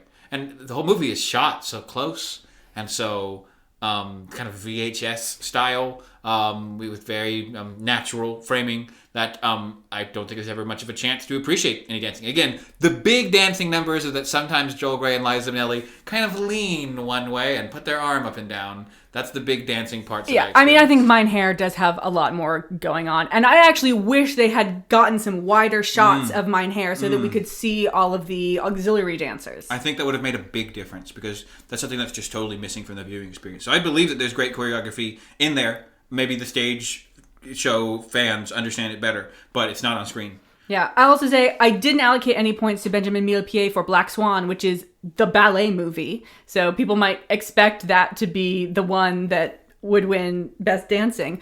But when I actually went back to watch any scenes of the dancing, it's really interesting how much the film does not focus on the dancing. Like, you don't actually get to see more than... I don't think you ever get to see more than 15 seconds of the dancing. And normally it's less than 10. So maybe if I just watched all of the dance numbers that had been choreographed for Black Swan, I would think that was the best dancing, but you don't get to see it. So to a certain extent, there's a couple real nice pirouette where she spins around real fast. That's the ones we see. In some situations, I admit the choreographer may be getting hamstringed by the director and the editors so that their work isn't really being shown. In Cabaret, Bob Fosse is both the choreographer and the director, so this was his choice. Did you actually, I learned something about the making of Cabaret since we made that episode, which was that there was an original cut of Cabaret that was shown to some test audiences. I don't think they were called that in 1972. Where Bob Fosse cut out almost all of the dancing. And there were just all the Cabaret song numbers. Oh. And there were like very brief cutbacks to those numbers. The narrative part of the film is not strong enough to support this. Yeah, and Joel Grey saw this, and those are all the scenes that he's in. And he went very upset to the producers. And the producer said, this is not going to be the theatrical. Don't worry. Joel, this is not the theatrical cut. We're going to put all the dancing back in. Another interesting thing is that the role of the MC came down to 2 people. Do you know who those 2 people were? Is it Joel Grey and Mark Hamill? It's no, but good guess. It's always Mark Joel Hamill. Grey and Bob Fosse. Oh, wow. Things got weird there at the end. So Joel Grey had played the role on Broadway. Right. Bob Fosse seems like he kind of wanted to play the MC. I could do it. And when the producer said no, he was like, I'm just going to cut all the scenes. Okay. So Bob Fosse does not get the award for most mature, and he also doesn't get the award for best dancing. But we do have another choreographer award. So next award is for best dance number. And the nominees are Twyla Tharp for the Abduction from the Seraglio finale from Amadeus, Jennifer White for I'm Just Kin for Barbie, Mark Bro for 16 going on 17 from The Sound of Music, Bob Fosse for Mein Herr from Cabaret, and Bob Fosse for Money Money from Cabaret. So, all the same reasons we want to celebrate dancing in general, we want to celebrate numbers, and I think it's entirely possible for there to be one movie that succeeds very much in its overall dancing, but then there to be another individual number that stands out more than the others. We'll see how that shakes out here. Yeah, you're going to see that we've done this a lot. So for a lot of the jobs, we want to give an award for doing the best job throughout the entire film and also having the best singular instance of something. So there's a best dancing, which is for your work on the entire film, and the best dance number. Maybe you did a really good job with one dance number and a not so great job with all of the other ones. Or maybe the director just didn't highlight the job you did on all of the other ones. So yeah, David, go ahead and make the cut. All right, the winner for best dance number is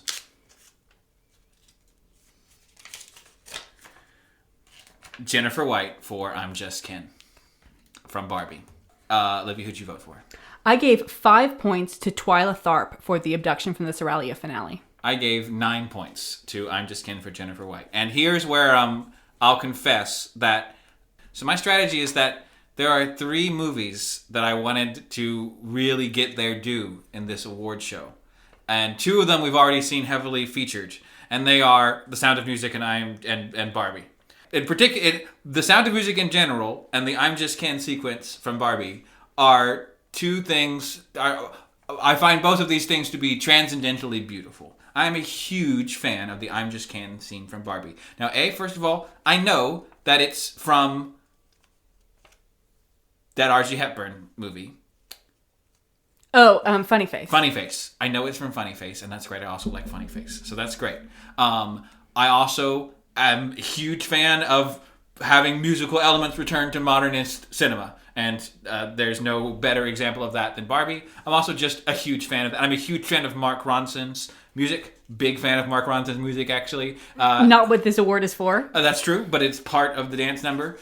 So this overall experience of watching this scene, I saw this movie for the first time a year after it came out for the podcast this year, 6 months ago. I've probably watched this particular scene 100 times since then, maybe more. So I'm a big, big fan of this scene. And this goes... I won't lie and pretend like this isn't a big fact of why I voted for Jennifer White for Barbie in the last category. Although I think actually there are lots of dance-like moments in that scene, like Barbie floating through the air at various times, and there are dance-like scenes. But a lot of it is for I'm Just Ken, because I think this is a truly amazing scene and deserves its due. Yeah, I would say there are a lot of good things about the I'm Just Ken scene. I think you are attributing things that are not choreography to the overall goodness of, like, I think the dance number is fine. And I thought it was, I thought I was making a surprising move by going for the abduction from the Seraglio finale. I was surprised. Yeah. So of the two of us, I am the one with a dance background. That's true. I spent 4 years doing classical ballet and character work. And then occasionally I would also learn some other things like jazz, flamenco. And I did ballroom in college. We were actually slightly worried that we wouldn't have enough nominees for these dance categories, so we're glad that we were able to get to 5 in all of them. So I watched really closely for any film that wasn't Barbie or a musical that had dancing moments in there. And I'm glad that I did that, because I really paid close attention to the abduction from the Seraglio finale. And I think that if we're going to award a best choreographer, where is the dancing the best? I think it's that one. Can you give a 30-second review of what makes it so great? Because I think I believe you, and I believe I'm like technically not informed enough to even appreciate and look for the right things. There are challenging technical elements in it. There's lifts, there's moving in coordination, getting a group of people to move in coordination, which also appears in I'm Just Ken. It is difficult, although in Amadeus, I'm pretty confident that that's all real. Yeah, in Barbie, I'm not confident that that's all real. No way. Is this the dance that we see done silently when Mozart's in trouble? No, or a different dance? That is part of Marriage of Figaro. Okay, that's part of Marriage of Figaro. This is the first opera that we see. Gotcha. Okay, so that's it for the choreography awards. David, what's next? Next up is our section for the art director, which only has one award in it, and that is for the best poster. The nominees for Best Poster are Jeremy Woodward for Knives Out, Carol Cerny for Amadeus, David Stein for Black Swan, Samantha Englander for Oppenheimer, and Thomas Grisot for Portrait of a Lady on Fire. I'm pretty sure that's pronounced Thomas, but we'll take it. Thank you. I appreciate it. You can see all of these posters on the thumbnail for this episode. If you're on YouTube. If you're on YouTube, for the YouTube thumbnail for this episode.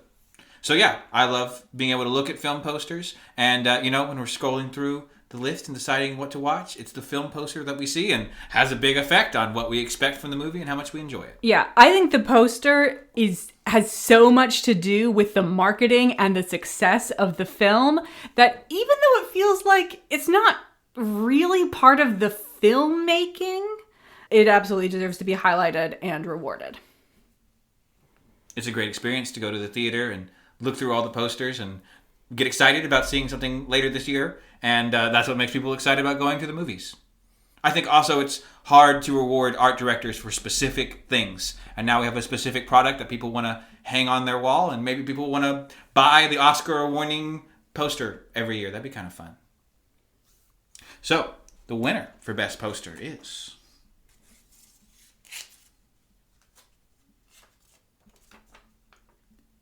David Stein for Black Swan. Libby, who'd you vote for? I gave 3 points to David Stein for Black Swan. I gave 1 point to David Stein for Black Swan. Yeah, I think Knives Out was also a very strong option. I think Portrait of a Lady on Fire was also quite good. Amadeus and Oppenheimer were kind of just the best among the average ones. But I think Black Swan is really striking. It's simple, which is underrated. My sophomore roommate in college had one poster. It was the Black Swan poster, so I saw it every day, even before I'd seen the film. for a year. And I think it made a really strong impression and is really... I'm a little hesitant to say the word beautiful because it's very beautiful. It's very powerful. And it's also a little scary. Yeah, I think it is very beautiful. It's very striking. It does a great job of explaining what makes this movie good and different and interesting. And, it's a very small sample size, but isn't it kind of interesting that the relatively low budget film that was a huge financial success is the one we're awarding as having a great poster? That might not be a coincidence. Okay, now we're moving on to another big category. These are the ones for costume designers. So the first award for costume designers is for Best Historical Costumes. And the nominees are Jenny Beavan for Gosford Park, Janet Patterson for The Portrait of a Lady, James Atchison for Dangerous Liaisons, Julia Piersanti for Call Me By Your Name, and Dorothy Jeekins for The Sound of Music. I didn't check, but I would believe that this is the first category that we've talked about where every nominee that we've listed was actually nominated for a Best Costume Oscar. I would believe that. I don't know. I don't think The Sound of Music was nominated for a Best Costumes. I could be wrong about that. I bet you're wrong about that. I can check for you. Give me 1 second. So, The Sound of Music was nominated for Best Costumes. You're right. Yeah, the one I would think might not be would be Call Me By Your Name. Call Me By Your Name was not nominated for Best Costumes. Okay. But yeah, this is the closest. So yeah, this is a case where we're not doing a big, well, actually, as you'll see, we are doing a broad and narrow award. That's right. But we also are breaking the broad award down into 3 different categories.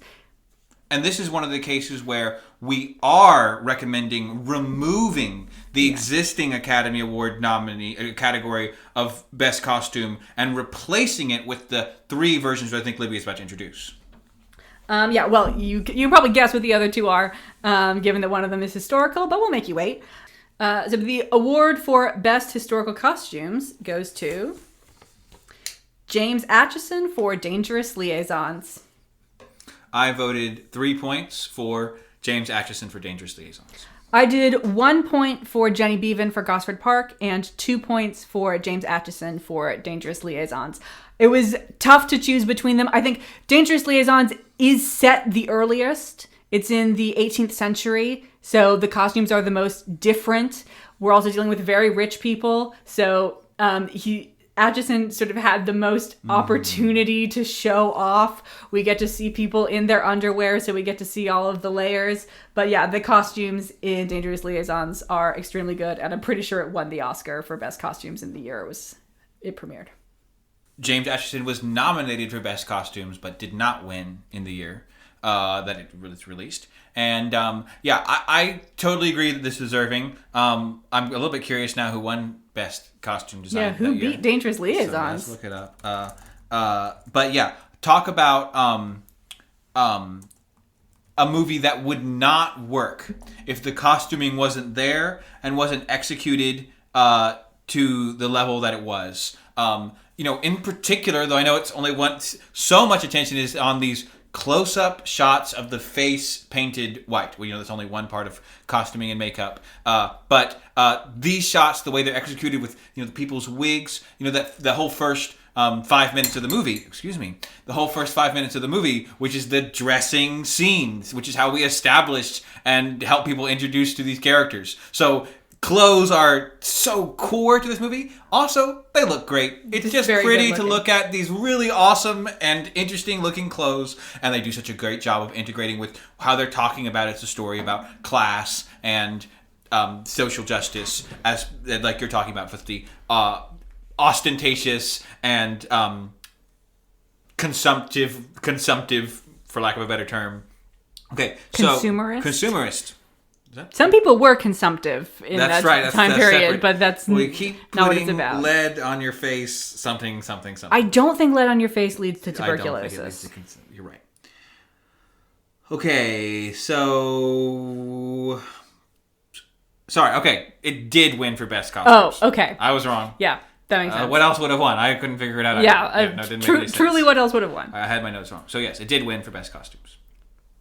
The second costuming award congratulations to James. The second costuming award that we're going to be giving out today is the award for best speculative costumes, meaning like sci-fi or fantasy. This is a book podcast. You guys know what speculative means. The nominees for best speculative costumes are Bob Ringwood for AI Artificial Intelligence, James Acheson for Time Bandits, Jill O'Hannessy for Bill and Ted's Excellent Adventure, and Jacqueline Duran for Barbie. If you had told me that on the list of all the films we watched, 2 films had the same costume designer, I would have gone through a lot of pairings before I paired Dangerous Liaisons and Time Bandits. 2 movies that, again, do make their mark through costume. And boy, does costume do a lot to communicate the idea of what that makes a movie a success. The idea here is that we're dividing the best costume Oscar into 3 categories because it doesn't really make sense to have one best costuming category. The goal and the task of a costume designer in a film that's supposed to be a historical film, a speculative film, are totally different tasks. In a historical film, your job is you're being graded on how well you resemble a particular time in history. To some extent, whether or not that looks good or bad or is right for your story, I mean, you want to have to try to make those things work too. But you just have to have historically accurate costumes or people won't like the movie. Probably for good reason, as Libby would tell you. You're going to end up on Frock Flicks. That's right. So that's a skill which is not the same for somebody who's making a sci-fi or fantasy movie. Where it's about your inventiveness and coming up with something really suited to the story. And also, we want some, spectacle, something that no one has ever seen before. A lot of times there's tension in the costuming Oscar space because you have one movie that's done a really good job, but it's a Jane Austen adaptation, and they're, wearing old-timey clothes from a standard moviegoer's perspective. They're wearing some type of old-timey clothes. And you have another movie where people are dressed up in giant latex monster suits, and they have 3 heads, and they have a crane that allows them to fly behind the camera and all sorts of crazy stuff. And we have to decide which of these 2 is deserving for the best Oscar, even though these people clearly weren't trying to do the same type of thing, and it's not meaningful to say that one of them did it better than the other. These people aren't trying to do the same thing This at is all. like comparing the job of the director and the cinematographer. They're doing different things. Yeah, I mean, it's like trying to say, what is trying to compare a short news article about, the pandemic in a city compared to a long novel, written about contact with aliens in the future. They're done for totally different purposes, and they in the writing space there are different awards for this. One would win a Hugo, and one would win a Pulitzer.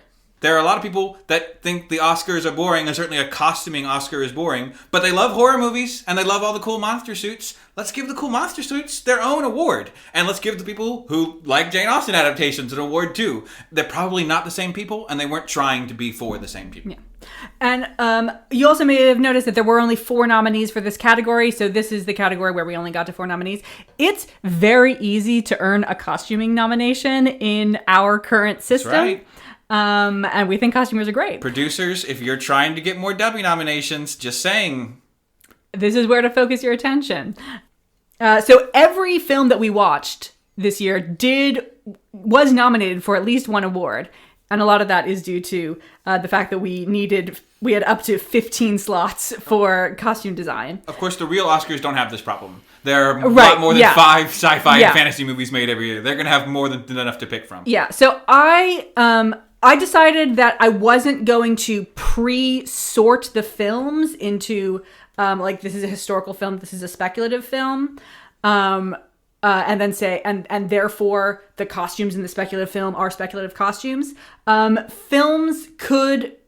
You just needed to have enough costumes in any one of the 3 categories for me to think that they were good enough to nominate you. So Bill and Ted's Excellent Adventure technically qualified also for Best Historical Costumes. Now, I think that there were 5 films that had better historical costumes. Of course, Bill and Ted is almost famous for its quality historical costumes. Yeah, we just happen to watch a lot of films with great historical costumes. So Bill and Ted could have been nominated in both categories. Okay, the winner for Best Speculative Costumes at the 2024 Dubbies is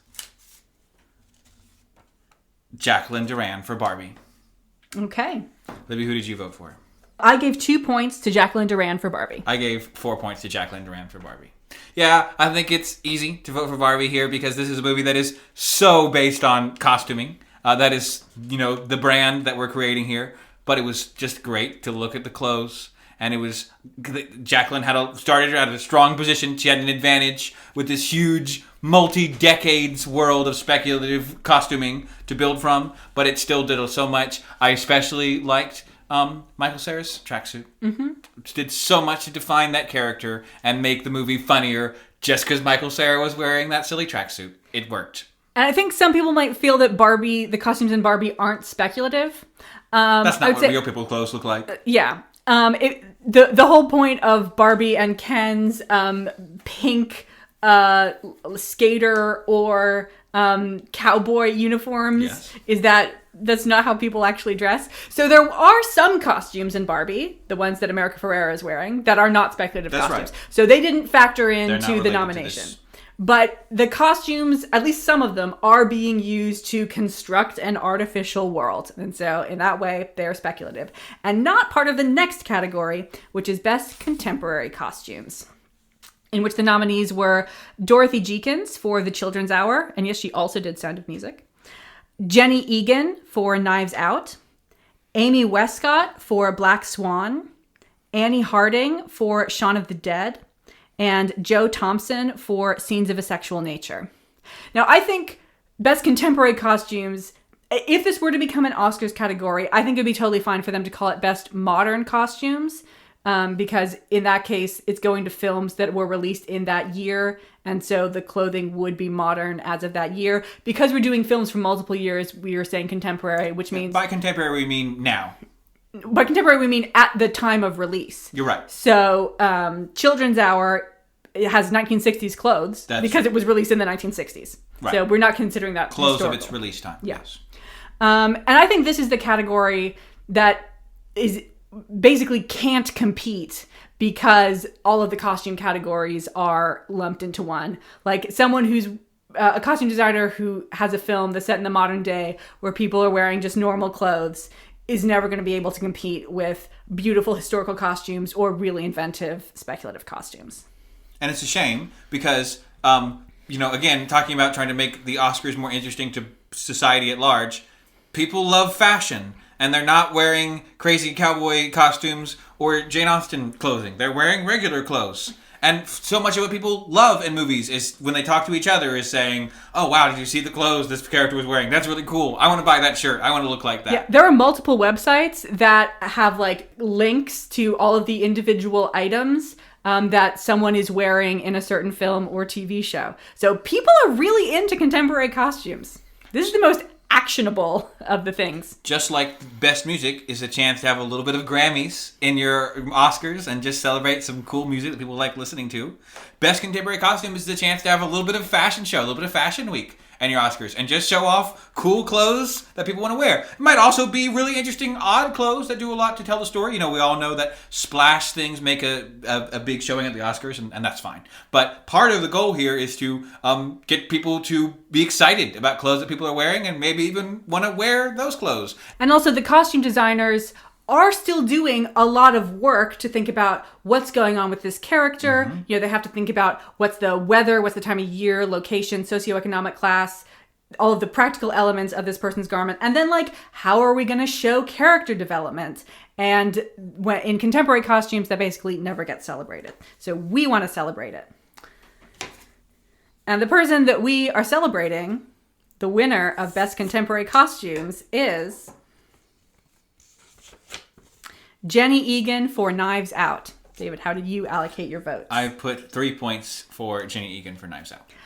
I did 3 points for Jenny Egan for Knives Out, and 1 point for Amy Westcott for Black Swan. Yeah, I thought that Knives Out is a superb choice for contemporary costumes because they are realistic clothes that people really wear, and they are really striking and interesting and fun to look at. And that makes for great contemporary costumes for a movie. And, they're not really dressing in the styles that I normally dress, but there are still a few selections from there. Some of Ransom's clothes in particular has been well received that I could see myself wearing. I think in a small way this did have a fashion impact in the world when it came out, and so I think that sort of casual, high class look is it's worth celebrating for sure. Yeah, I think they're all just really fun and colorful, and they went perfectly with the rest of the film, and they show the ostentatiousness and ridiculousness of almost all of the characters, except for our heroine.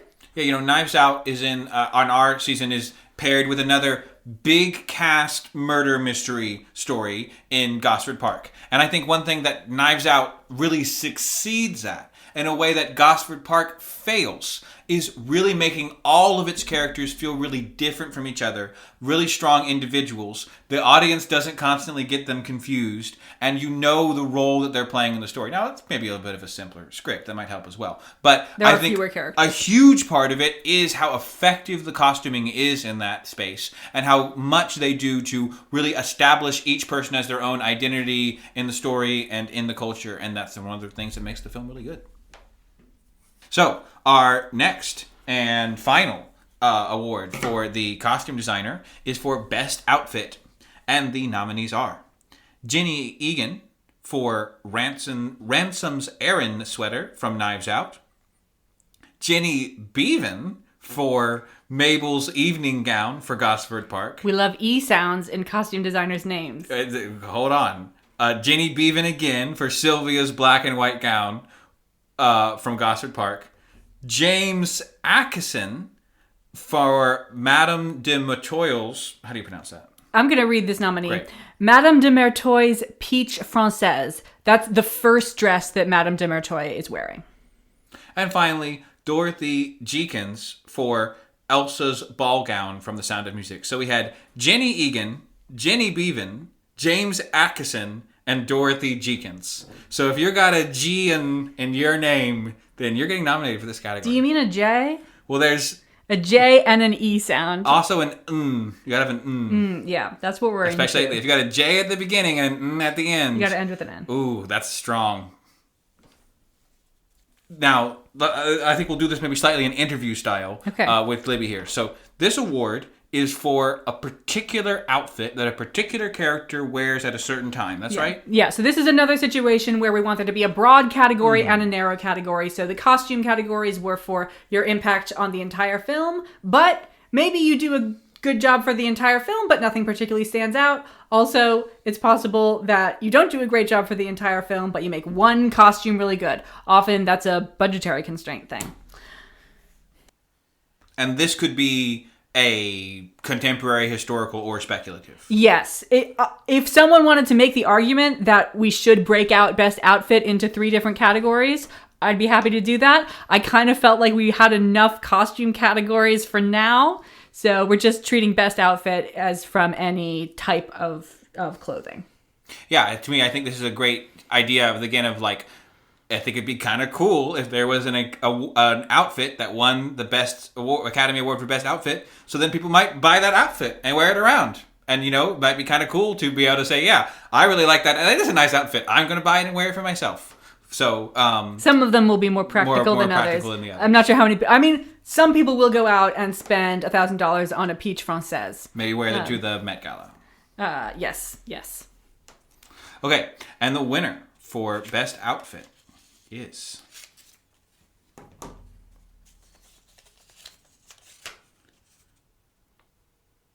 it's a tie.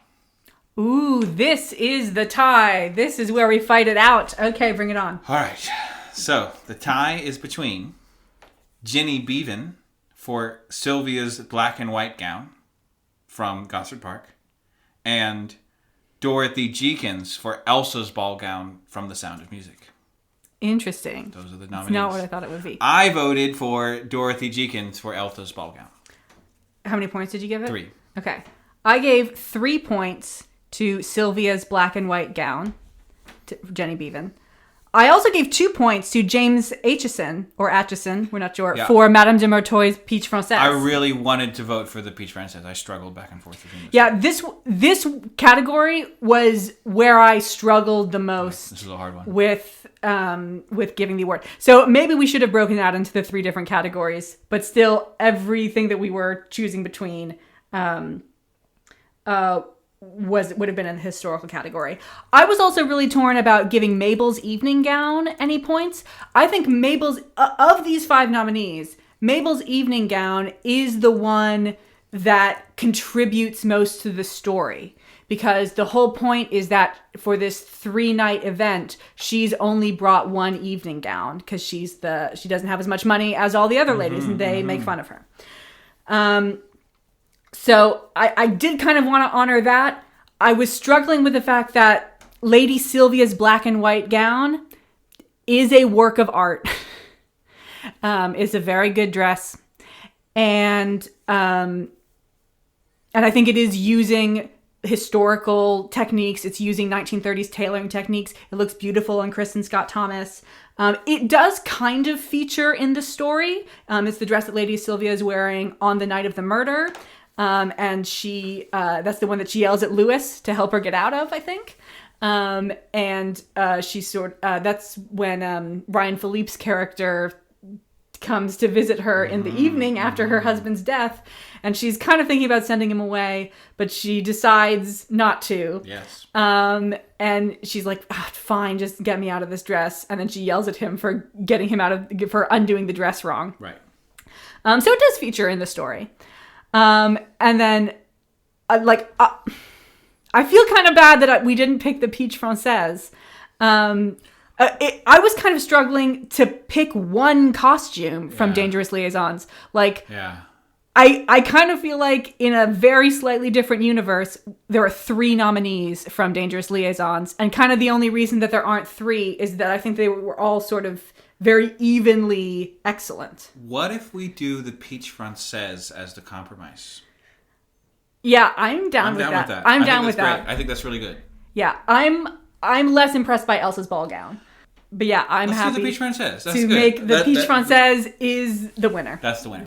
That's both of our second choice. They're both of our second choice. So, congratulations, James. You got 2 Dubbies. It happened live on air. 2 Dubbies for James Aitchison. Is he our first double winner? Did Julie Andrews? Julie Andrews won for singing, not for dancing. Did music director get 2? That's true. Costal won both of the singing. I think both music and adapted song. Okay. And Jennifer White won both dancing and dance number. Okay. So James is up there with the immortals of Dubby history. At least for year 1. It's gonna be, you're gonna need more than 2. I don't know. Maybe someone will get 3. We're gonna find out. I'm actually not sure if that's possible. We'll see. Okay, so I think we've addressed best outfit. So now let's move on to the cinematographer category. There's just one award in here, and that's best shot. The nominees are John Alton for Laura and Tom's forest kiss in Tea and Sympathy. I'm having to make up the descriptions of these shots, so hopefully you can remember. It's the one at the end. The one where they kiss. Yeah. Steve Yedlin for the interview shot from Knives Out. The opening shot that's used to establish each character when the detective is grilling them with the piano. Philippe Rousselot for a shot that I've called Madame de Merteuil's ugliness. This is the very last shot in Dangerous Liaisons. This is her looking into the mirror after she's been rejected from the opera. Yes, and wiping off her makeup. Mathieu Libatique for Odette transformed into a swan. This is the 3rd shot in Black Swan. In the opening sequence. Yes, in the ballet sequence. And then Jeffrey Unsworth for That Dead Body from Cabaret. And I think you know which one that is. Yeah, this is it's I believe very close to the middle of the film. Yeah, it's pretty close to the middle. Where we see the beginning of the Nazi violence truly overtake Berlin, and there's just a body in the street. Michael York is in a car driving past it. Yes. So yeah, best shot is another category where we think the broad category already exists. That's right. It's like they're doing great. Best film or best cinematography. Yes. So this is for the best one particular moment. I love when movies have iconic moments, and I think the Oscars should be rewarding that. And again, when people talk about some of their favorite movies of all time, and you say, "Oh, why do you love that movie?" They say, "Well, there's this one shot in it where it does this, and I really like that part." And it's very natural. So I think we want to encourage films to not just have great cinematography overall, and I think that kind of having only an award for best cinematography gives people the impression that cinematography is a sort of dry, staid thing that is all about the big pictures of how the subtle angle from the one shot in the first half of the movie lines up with the subtle angle in the second shot, which is great. That's very important. But it's also just about making great photography that's really expressive and really interesting to look at. Maybe just make each individual shot perfect. Have you guys considered that? Both are good. I think this would be really good for when you're watching the Oscars. It's very easy to just show all of the shots. Mm-hmm. And then people get to watch a movie when they're watching the Oscar, which highlight clips. I think people would be much prefer to watch that than to watch Tina Fey, wonderful though she is. When people watch the Oscars, they often have this sort of awkward need to introduce the nominees for each category, so they have to oh, here we are showing the movies, and then that sort of takes away from the ceremony. But for a category like this, that sounds perfect. Let's all look at these cool photographs for a minute. And it's also really clear what you should be showing. I think for best film, you have to pick some. You can't show the whole film. You have to pick some moment. Now, it is possible that someone could make a 2-hour-long shot. In which case, we probably couldn't show that at the Oscars. But we'll cross that bridge when we come to it. Is a shot or is not a shot? I think Oscar voters are going to be able to handle that just fine. Okay. Are you ready to hear the winner, David? I'm ready. Okay. The cinematographer who made the best shot is Mathieu Libatique for Odette Transformed into a Swan. Okay. I voted 3 points for Philippe Rousselot for Madame Machoy's ugliness. I gave Odette Transformed into a Swan, Mathieu Libatique, 8 points. Oh, wow. I thought you might have some strong opinions on best shot. I had no idea what you were going to pick. If I had to guess, you proposed interview shot, which was one that I hadn't really remembered. And I know you're also really into Laura and Tom's Forest Kiss. You talked about that during the podcast. So I probably wouldn't have guessed Madame de Mertor's ugliness.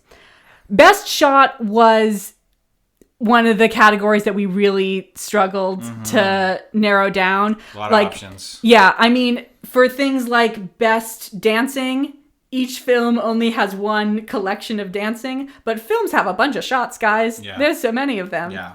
And we weren't... This shortlist was just made up of the shots that we remembered. I think next year we're going to struggle even more when we're keeping track of them as we watch the films. For Odette Transformed into a Swan, why did I pick this? This shot is the most technically difficult to execute of all of the ones on here. The camera is swinging like a pendulum, back and forth sort of across our two dancers. Both of the performers have a costume change mid-shot. So when they were filming this, I understand that this was not technically one instance of camera film, but in this case, it's obvious that they needed at least 3 different filming times.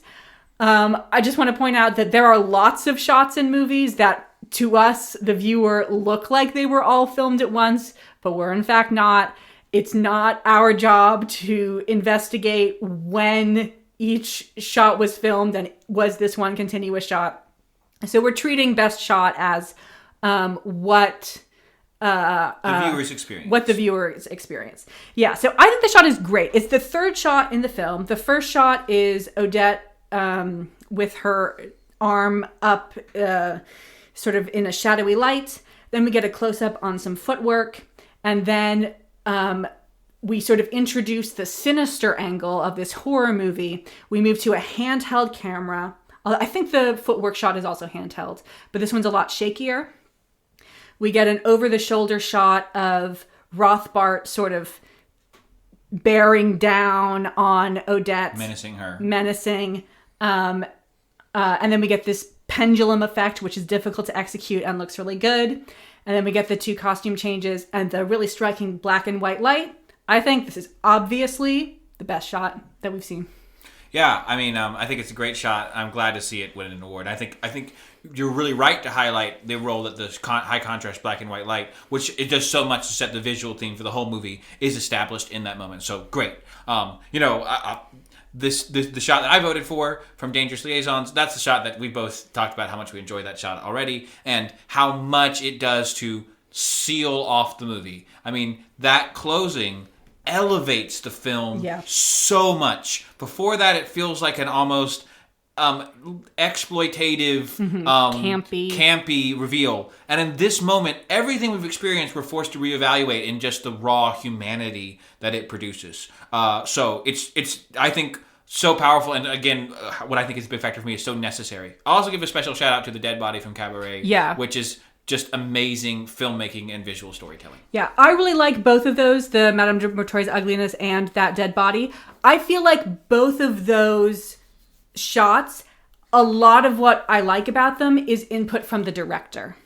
And I think that Odette transformed into a swan is where the cinematographer's work is really the superior one. So our next category is kind of a fun option because it's not just for one person, it's for two people. The next category is with different jobs. With different jobs, yes. The next category is for best line, just like we've had best shot. The nominees for best line are Robert Anderson and Deborah Carr for Tea and Sympathy. Well, we have to read what the line is. Okay. Actually, we need to think a little bit about how this is actually going to appear on the podcast. What I would love is if we can get clips of these lines and put them into the podcast. I'm slightly worried because this is going to be on YouTube that there will be copyright things. So here's what I propose. As we are recording this in the present to us right now, let's read them out loud. And then I'd like to put in the actual clips of the actor saying the lines. And if that gets to stay up on YouTube, perfect. So if this was uploaded on YouTube on December 31st, that's the original upload with the actor saying the lines. If you are seeing a later date for the upload of this on YouTube, that means we had to take it down and add in us reading the lines. And I'm so sorry. Chill out, YouTube. So first one is for Robert Anderson and Deborah Carr. Years from now, when you talk about this, and you will, be kind. Next up is for Jonathan Nolan, Christopher Nolan, and Hugh Jackman. I don't care about my wife, I care about his secret. That's from The Prestige. Then we've got Michael Palin, Terry Gilliam, and John Cleese for Good Lord. Jolly good. 4'1". Yes. Well, that is a long time, isn't it? from Time Bandits. Then we have Georg Hurdelek, Howard Lindsay, and Russell Krause as the writers, and Julie Andrews as the performer for Excuse me, sir, I don't know your signal. From The Sound of Music. And finally, Mark Protasevich, Akiva Goldsman, Richard Matheson, and Will Smith for Fred, if you're real, you better tell me right now. If you're real, you better tell me right now. So this is a fun category because we're getting to reward both the writer and the performer working together. Two people from very different disciplines. Yeah, we knew we wanted to have a best line, and it's kind of hard to decide who, both sets of people are equally contributing. I think it'd be a really fun moment when the winner is announced and you see the writer and the performer walk up on stage and see them together. Because they have potentially, not even met. It's that sort of behind-the-scenes experience that you get to be a part of, so that's really cool. And, if you talk about in the world of film history, when people, critics of ages past talk about their favorite moment in film, a lot of people are going to say it was just this one line where that lady in the film noir looked into the camera and said something. So, the classic lines of cinema are the defining moments. And so it's and they enter popular award. Culture. Also, That's right. The technical parameters for what counted as a line, we decided it had to be less than 10 seconds, less than 3 sentences. And I know that a sentence is slightly difficult to judge,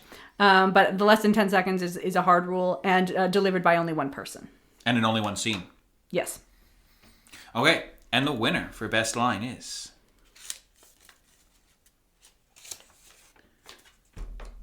I don't care about my wife. I care about his secret from The Prestige. Libby, who did you vote for? I gave 1 point to Fred, if you're real, you better tell me right now. Fred, if you're real, right now was a very close second in my voting. I really struggled, but I had to give it to maybe my favorite line in the history of screenplays. I don't care about my wife, I care about his secret. I raved about this line in the Prestige episode. Did you? I did. Okay, I'll tell you a little bit about my voting strategy. I couldn't choose, but I think these lines are all equally good. Okay.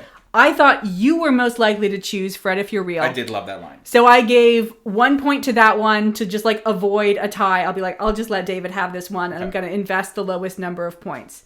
Now, maybe you talked about I don't care about my wife, I care about his secret in the podcast. I'm pretty sure I brought it up in the Prestige podcast.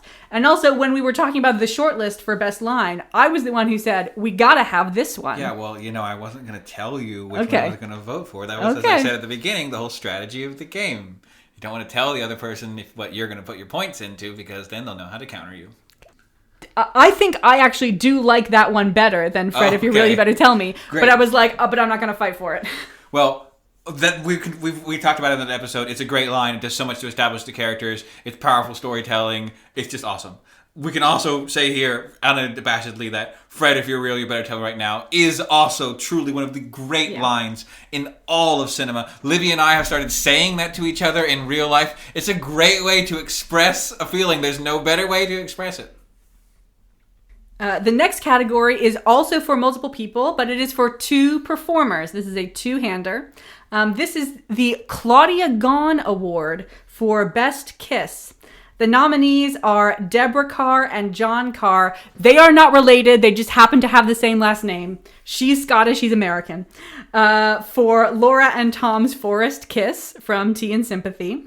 The same one that was in The Best Shot. Noémie Merlan and Adèle Haenel for Marianne and Eloise's first kiss in Portrait of a Lady on Fire. That's the one where they're on the beach.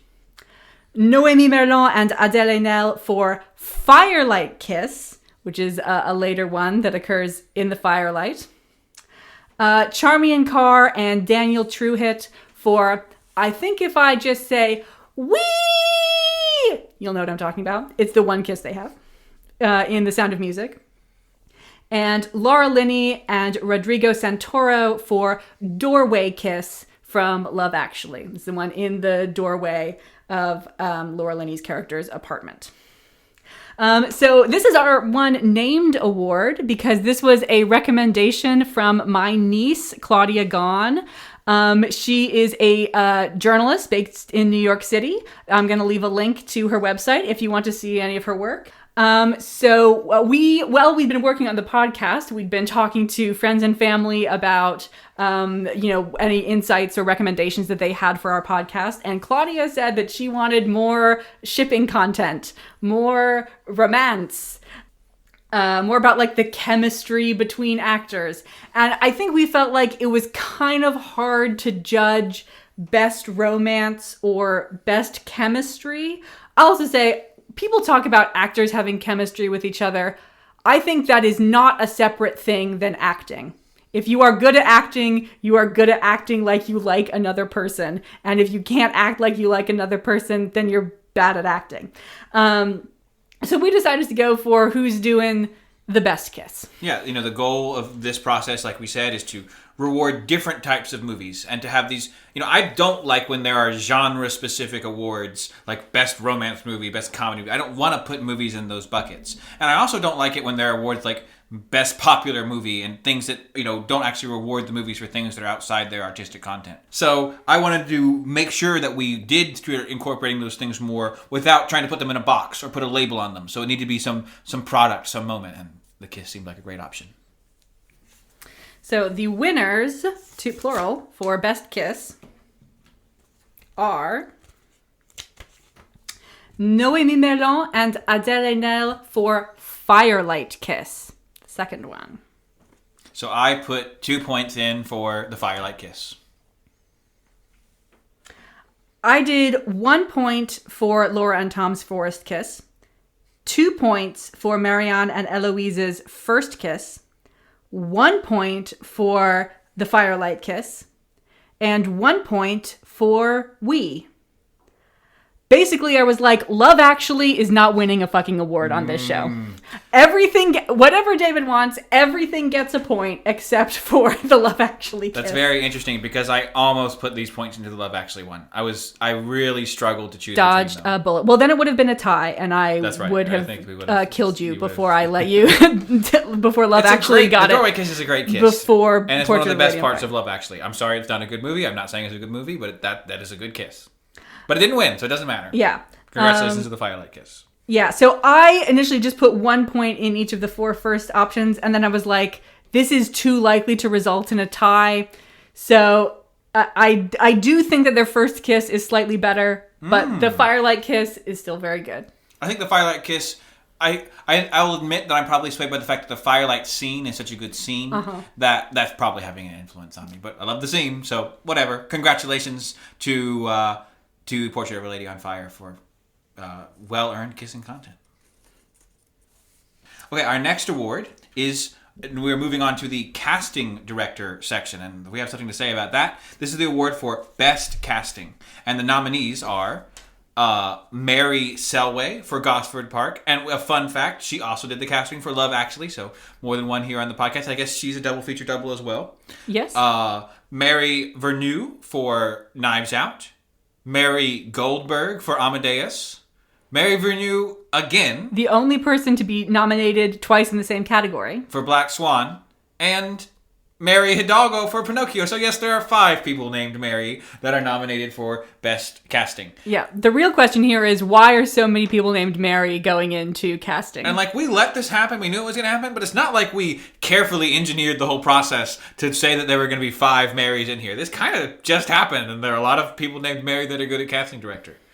Now, before we reveal the awards, I just want to say this is the award that I am most passionate about. Yeah. And that I feel like this is not something that this is not a suggestion for the Oscars, not a recommendation. This is a demand for the Oscars. There's a major problem with the fact that for decades there's been a campaign to get an award for the casting director. And there's an obvious hole in the Oscars. There's no best ensemble cast. There's nothing like that to represent the big picture of acting. And there's been demand for that. And there's been a campaign for it to be for best casting director. A casting director, I don't think I have to explain to anyone, that's a hugely important role in a movie. Who fills the different acting jobs, that's a huge deal. I'm not even going to try to justify that.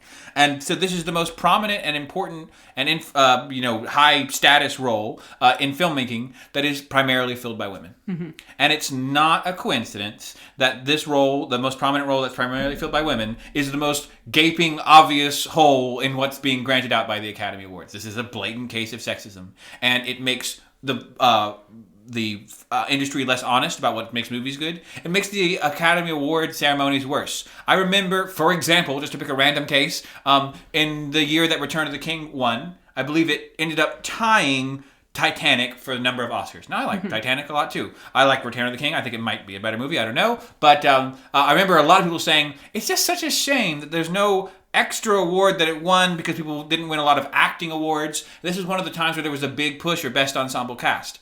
It shouldn't be Best Ensemble Cast. It should be Best Casting Director. I think it's great to reward lots of people, and the open nature of that is great, but mostly we do awards for directors. Let's not do awards for the director of the process in the one case where the director is typically a woman. I don't think that's the direction the industry needs to be moving. Yeah, I don't have anything to add. This is the one that it's most surprising that it doesn't exist, and this is the award, this is the most clear job that has no awards associated with it. Like we talked about, the best shot. There already is a best cinematography award, so that category is at least being addressed. Casting is really hard. It takes a lot of coordination, and you have to know the industry very well. And these women deserve awards. So the winner for Best Casting is Mary Vernew for Knives Out. I gave 1 point to Mary Vernew for Knives Out, so that must mean I gave 5 points to Mary Vernew for Knives Out. I was pretty sure that you were also going to pick that one, but just in case, I put in 1 because I knew you were going to vote for the same. Yeah. All of these films have great casts, but I think we talked about this in the episode about Knives Out. Mary Vernieu had a really difficult job. She had a really short time frame in the middle of the pandemic. In the middle of the pandemic, in which to get this cast done, and or before the pandemic, but not at a good time. And the characters in Knives Out are almost all related to each other. So you need people who plausibly look like family and are the correct relative ages. So she absolutely had the hardest job of anyone on this list. And she did a really great job. The cast of Knives Out is excellent. Yeah. Gosford Park, Amadeus, also lots of great casting choices. Some of the big casts out there, but Knives Out is one of the best casted films in history. So congratulations to Mary. I think that's nothing else to I say. think without the additional difficulties of the hard time crunch, she likely still would have won. And once you factor in the time crunch, no question. The next award goes to a director. But this is not for best film. The director. Well, sometimes there's more than one. That's true. Almost never. You're right. But occasionally. Fair enough. The directors. Normally, if there's more than one director, it's probably not going to be getting an award. Oh, boy. But this is not for the best film. This is for the best scene. The nominees are Vincent Minnelli for Forest Meeting from Tea and Sympathy. That's the one at the end where they kiss. There's the one at the end where they kiss, which we've mentioned before. Milos Forman for the scene that has commonly become known as Mozart insults Salieri by playing his own music better than him. That's not what I would call the scene. I would call the scene Mozart composes Non piangerai. I would call it Mozart meets Joseph. Joseph, excuse me. Next is Greta Gerwig for I'm Just Ken from Barbie. Then Luca Guadagnino for Chat with Dad from Call Me By Your Name. And finally, Robert Wise for Do Re Mi from The Sound of Music.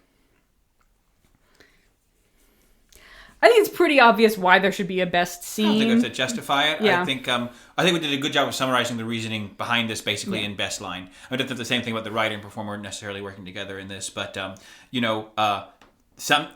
I've seen movies. I say this all the time where I say, that was not a very good movie, but I loved that scene. And I think this plays bad on both sides. I think there are movies that win Best Picture when they actually have one or two really good scenes, but aren't actually that good of a movie. So I don't think this is necessary in the same way, but I think it's going to be a much more holistic way if we can just be honest that sometimes there's a really good scene in a movie that might not be that great. Some of these movies, these scenes are from really great movies. A lot of them are. Some of these scenes, in fact, the one that I think is the best is from a movie that I think is good, but it's not one of the all-time great movies. You ready to find out? You might be able to guess based on if you're a big fan of the pod. I think you can kind of put it together, that's honestly. what David has voted for. Let's see how it factors in with my vote. That's right. The winner is Greta Gerwig for I'm Just Ken. All right. I voted 4 points for I'm Just Ken for Greta Gerwig. Yeah, I haven't been shy that I really like this one. Yeah. Okay. Based on what you said, that's actually not what I thought you were going to do. I gave 3 points to Mozart insults Salieri by playing his own music better than him. 4 points to I'm Just Ken. And 3 points to Chat with Dad from Call Me By Your Name. Yeah, this was a tough one. A lot of really good options here. Yeah. Really good choices. This was also, hands down, the hardest shortlist. We got it down. This was really hard. We got it down to 8 scenes, and we were like, can we increase the number of nominees? It was hard. Maybe one of the most notable omissions is Mozart and Salieri writing the piece together. The Requiem. Which has received so much acclaim. I don't actually think it's a great scene, honestly. David was fighting to keep that one in and take something else out. And David, you were not allowed to include a scene that because you didn't like it. I just wanted a special reason to trash it, so I'm just going to do it now anyway. Yeah. So yeah, we looked at our list of 8 and we're like, this is a film studies course. All of these are so good. So it was really hard to get down to 5. I also had a pretty difficult time picking the ones that I was going to nominate. We talked a lot about the Non piangerai scene when we did Amadeus. Basically, every part of that is perfect. That's one of my absolute favorite scenes. Yeah. We raved about it then. I feel bad not voting for it because I love it so much. And for Chat with Dad, I gave that 3 points, the same as Mozart insults Salieri, because that's the scene that makes me genuinely emotional. Like, that, I'm most likely to cry in that scene. Do-Re-Mi is great. I'm not going to cry in Do-Re-Mi. Well, that's up there with writing the Requiem as the scene that has just received so much acclaim Yeah. and attention. And I also think Big audience impact. Chat with Dad, like the Madame de Mortoy's ugliness that we mentioned, really Elevates the whole film. I think we talked about how we didn't super love the romance in Call Me By Your Name, even though Call Me By Your Name is a fairly popular film. Mm-hmm. It was fairly liked among the people who have seen it. I think that the real fantasy of Call Me By Your Name is not the great romance. It's having parents that care about you when they Yeah. realize that you're queer. Yeah. But I did agree in this one case. I did agree that I'm Just Ken was the best, and I think I'm Just Ken. That scene does have really excellent directing, and I think you are maybe attributing some of the other good qualities to it to the excellent directing. Well, it's really interesting because I had to very carefully, in my mind, structure mine because I was like, I can't vote for best scene. I was really worried that I'm Just Ken would win for best scene, but lose for best dance number. And then all the critics would be like, so it wins for best scene, but it's not even the best dance number? Fuck the so, critics. like, that. So I very carefully, I was like, really, I felt much stronger that I'm Just Ken being, I put 9 points in for best dance number. Even though, as you're saying, what I really cared about was winning best scene. I was like, well, if it wins best scene, I need to ensure that it wins both. So I confess. Okay. I think you fuck the critics, David. You don't gotta play them. You just gotta play me. Yeah. So what? A lot of things happen in the I'm Just Ken number. What's your favorite part of the scene? Because I have a really clear favorite part. I mean, there's so much about the big picture. I mean, I really like the big sweeping shots where we swirl around and have the dancers divided into two sides as the column approaches in the middle. So again, some of those things which I think most directly quote from Funny Face. Funny Face are the ones that are the best parts. And again, I don't feel ashamed about that at all. I think that one thing I like about it is how it goes through these different phases. Yeah. We have the pop music video opening, and then the sort of comedy beach fight, into the close-up emotional singing, into the big expansive dance number where everyone's there. And that sort of fits this... And the cut to the Barbies. This fits the metaphorical change that's going on and metaphysical change that's going on with the Kins as they're sort of reforming into the Kin army from their period of internal strife. I don't know. I refuse to pick. The best part, this is objective, the best part of the I'm Just Ken scene is when one of the Kens is giving a horse CPR. That's a good part. It's so funny. It's so ridiculous. Everyone is so committed and serious. It's great. That's a contender for best shot. If we had less good, that's definitely funniest shot. If we had a funniest shot, horse getting CPR. I would never agree with that. You don't like the horse getting CPR? I don't know. I mean, I think I'm just not doing. I'm not separating comedy and drama. No, I This is agree. not the Golden I agree, Globes. but I'm not participating in that. Yeah. Okay, so that's best scene. The next award is Best Screenplay. The nominees are Robert Anderson for Tea and Sympathy, Jonathan Nolan, Christopher Nolan, and Christopher Priest for The Prestige, Peter Schaefer for Amadeus, Christopher Hampton and Chodolo de Laclos for Dangerous Liaisons, and Mark Protasevich and Akiva Goldsman for I Am Legend. I'm only going to correct your pronunciation on the Russian one. You did the French one pretty good, but I think it's got to be Protasevich. Protasevich, thank you so much. Maybe I'm wrong, but that's what I think it is. I think we can introduce this one very briefly, partially because there's going to be a lot of people out there who think there already is an award for Best Screenplay. The Oscar has that. We don't need that. That's not true. No, there isn't. There's an award for Best Adapted Screenplay and Best Original Screenplay. Now, it's great that they're different skills and we can reward them separately. I actually think that's an awesome thing. But honestly, I'll tell you the truth, I don't care. I don't care if your screenplay is adapted or original. I understand that those do have different things and they are coming from different points. But I think what I'm really interested in is it a good screenplay? And a screenplay adaptation of a book is very different from writing the book. So I want to know what movie out there has the best screenplay. They deserve an award, whatever type of screenplay it is. Yeah, and I also think the fact that Barbie got Best Adapted Screenplay did confuse people. So these categories don't seem to be as distinct as people would want.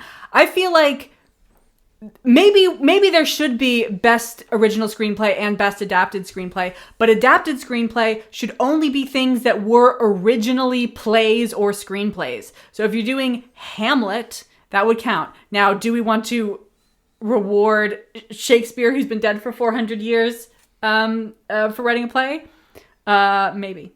But coming up with a totally new story and, say, adapting Pride and Prejudice, adapting like a 600-page novel, or adapting a human's life, these are all much more similar than just taking a pre-written script that is meant to be performed by multiple people and breaking it down into scenes and shots, adding, lighting and interior, exterior notes, and making some cuts. I think the simple fact is that audiences don't care. Yeah. They don't care where the screenplay is coming from. That's not really part of their experience. And I think it makes people less interested in the Oscars when they try to get into it a little bit and they're like, okay, who won the best screenplay? And then they see there are two that are separated for reasons they didn't even know about or care about. So I think it's fine for them to exist, but people should get to discuss what was the best screenplay, regardless of where that screenplay came from. So, the winner for best screenplay is...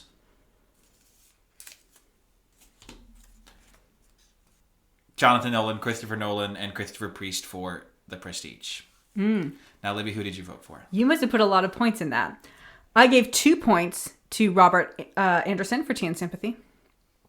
I gave 4 points to Peter Schaefer for Amadeus. And I gave 2 points to Christopher Hampton and Cyril Delaclos for Dangerous Liaisons. I gave 16 points to The Prestige. So this is what it was all. This is my whole scheme. Because I knew, listeners of the podcast, that Libby was not going to be voting for The Prestige. Libby, in fact, made that pretty clear to me. So I just want to point out, David, that we made the short list for all of these. We were like, we struggled in some cases. We had our short lists all set. Voting had begun. And then you came to me and said, Libby, I didn't do a good enough job of looking at the best screenplay nominees. I want to change them, which I am not impressed about. So you should be grateful that I allowed you to change the nominee list to include the one that you wanted. Well, I was never presented with the opportunity to review this list. All of the lists were in a shared workflowy. Okay. Yeah, you could look at them at any time. Weeks before we finalized the short lists, I said, David, I've added everything I'm going to add. Okay. Feel free to add anything you want to add. And you apparently never looked at the best screenplay one and never added the things. Then we went through each category several times and we're like, is this what we want? Or like, do we have 5? This is total negligence on your part. You cannot say that you were denied the opportunity to have your input on the short list. I feel like I'm Martin Freeman sitting in the mud in front of my house asking that the Vogons not demolish Earth. But, sometimes that's what happens to you in life. Well, congratulations to The Prestige. I'm just so surprised. I don't hate The Prestige screenplay. I'm just so surprised that you like it, given how much we complained about it in the podcast. I think it's the screenplay that does more than almost any other screenplay that I've seen. It has more to it. So there are lots of things to criticize, but there are also many things that make it great. The award is for best screenplay, not most screenplay. That is true, and it is the best screenplay. Okay, what about that scene at the end where Hugh Jackman is like... The one where he's explaining everything? Where he says, but what really matters is that we made people believe. Okay, the closing lines are not the best part of the movie. That's true. Also, the problems with that scene are primarily about the way it's directed. Its directing is terrible. It's not the screenplay's fault. There's also a lot of dumb stuff in the screenplay. I do remember... Your opinions at The Prestige have been very consistent. You have not been inconsistent about that. You've been honest and direct from the beginning, which I think is good. I'm just confused. Which one did you give the most votes for? Amadeus. Yeah. I think it's interesting that neither of us voted for Dangerous Liaisons. Because Dangerous Liaisons... No, I gave 2 points to Dangerous Liaisons. Put the most votes in Dangerous Liaisons. Because Dangerous Liaisons is one of the very few movies that we've reviewed this year that won a major award on both sides of the Atlantic. It won Best Screenplay for both the BAFTAs and for the Oscars. And I can't remember what the other nominees are, but I think it's entirely possible that it had the Best Screenplay in the year it came out, but we are prioritizing good films, so it had stiffer competition in this one. I also think there are,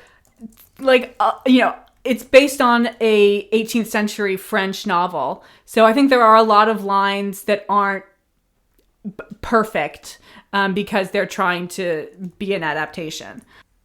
Okay, and then I think at some point we must have mixed up who was... one of us must have gone twice in a row, but now we're on to the last category, which is Best Use of Budget, which is going to be going to the first assistant director, not someone who often gets credit. So the nominees are Joseph P. Ridey for Black Swan, Simon Hinckley for Time Bandits, Dominique Delaney for Call Me By Your Name, Delphine Dahl for Portrait of a Lady on Fire, and Richard Hewitt for Shaun of the Dead.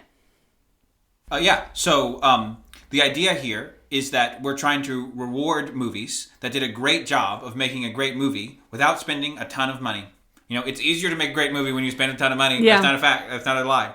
And so to me, when I watch a movie, one thing that I really enjoy is when I find out, wow, it was only made for that much money and they made this type of movie. And I think it would be a better industry, maybe even a better world, if there were a lot more movies that were made on a smaller budget. Mm-hmm. I think that would be nice for all sorts of reasons, including for the fact that it would mean that there would be more movies and there'd be more opportunities for people to make movies that were different from each other, which I think is kind of lacking. It goes through the first assistant director because the first assistant director, that's, kind of the chief underling job a little bit. That's a bit like the COO of a company. This is someone who has to make operational decisions. They have to take something of the artistic direction that's given to them and turn it into reality. And like you said, this is a person that doesn't get enough credit when it comes to movies. No one knows who the first assistant director for movies are, even though maybe sometimes they actually did the most work into making that movie actually happen. Okay, and the winner is Dominique Delaney for Call Me By Your Name. Okay, I voted 2 points for Call Me By Your Name. I gave 10 points to Call Me By Your Name. I only put in 2 because I was pretty sure there wasn't going to be a controversy here. Okay. I thought there might be, because I know you don't really like Call Me By Your Name. I'm not a huge fan of the film, but there is no better example of best use of budget. Yeah. Absolutely.